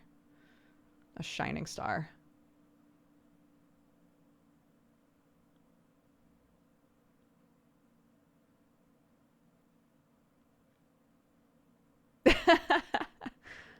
Look, I would bring Summer in on this call, but then I'll never go to bed. So, so I'm not going to do it. It's not because I don't adore this person. It's because, it's because I need to fucking go to bed. But who needs sleep? People with toddlers need sleep. months, so. Just be Sam for this one night. But Sam is also being Sam. Who's getting up with our kid?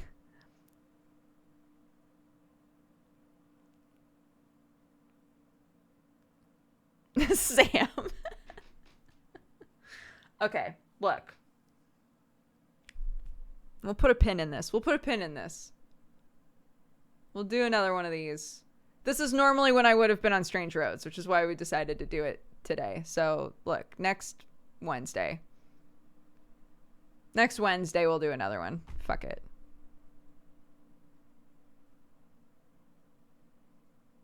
He doesn't need to get up if he's already up. All right, so I'm leaving. I'm going to read off the activity feed. Thank you all so much for hanging out with me and with Octo. This was very fun. It was really nice to just like kind of go through everything that happened in our campaigns. I definitely want to watch Shattered Crowns now because it sounds like a fucking wild ride. Any of you who showed up and are really confused, the games that we talked about today are in the world of Verum, which is Arcadum's D&D campaigns. He has like a huge world with a bunch of games that are all taking place in parallel. So I'm in a campaign called Strange Roads that just ended their first season. Octo is in a campaign called Shattered Crowns. I always want to say clowns. Shattered Crowns, which just ended its second season. So we were kind of doing like a rock talk about our games. We wanted to also talk about our IO games, but that's going to have to be another time. So yeah, if you want to check it out, that's Arcadum. Go say hi. He works his butt off, and it's very fun.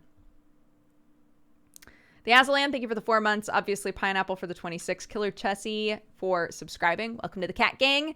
Antiphus for the 23. Buzz for the 64. Sparky Munchkin for the 20. Highwire for the 37. Megolodon for the 37. Psycho Wolf Girl for the 50. Banisteriopsis for the 64. HK Harpster for the 4 years. Happy anniversary. Boxa, thank you very much for the gifted subs. Stay Ashy for the 46. Tactful Kook for the 2. TL Geek for the 2 years. Happy anniversary to you as well. Drago Solaris for the 5. Adam for the 5. O'Cool Starks for the 2. Hundo P Games for the 2. Bardic Inspiration for the 26. J Money for the 25. K Lies for subscribing. Welcome to the Cat Gang. PM Molo for the 7. Small Tom Gaming for the 42. Canned Beanies for the 14. Malcorus for the 11. Roshan the Bunny for the 40. Delando for the 6. King of Sloth for the 37. Trillion for subscribing. Welcome to the Cat Gang. Ura Harako for the 35. Freakmal for the 31. Jinkar for the 18. Organdor. Thank you very much for subscribing. Fritz Cap for the 41. Chasera for the 11. Cyvet for subscribing. Winter Who for subscribing. Thank you very much, guys. Shay Sun for the 8. Doctor Who for the 46. Hemiolic for the 37. And Randomly Generated for the 13. Thank you all very much. You're all great. I don't know what else to say. You're all fantastic. If you redeemed channel point stuff, I will give your points back because I gotta sleep. And I will send you over to... Is Arcadum streaming right now? I could just send you to Arcadum.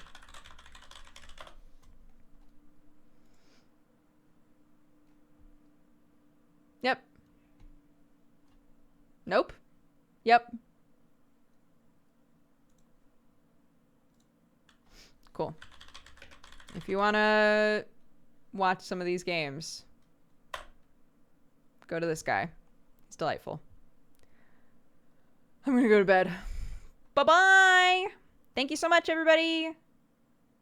Be sweet. Stay safe. Etc.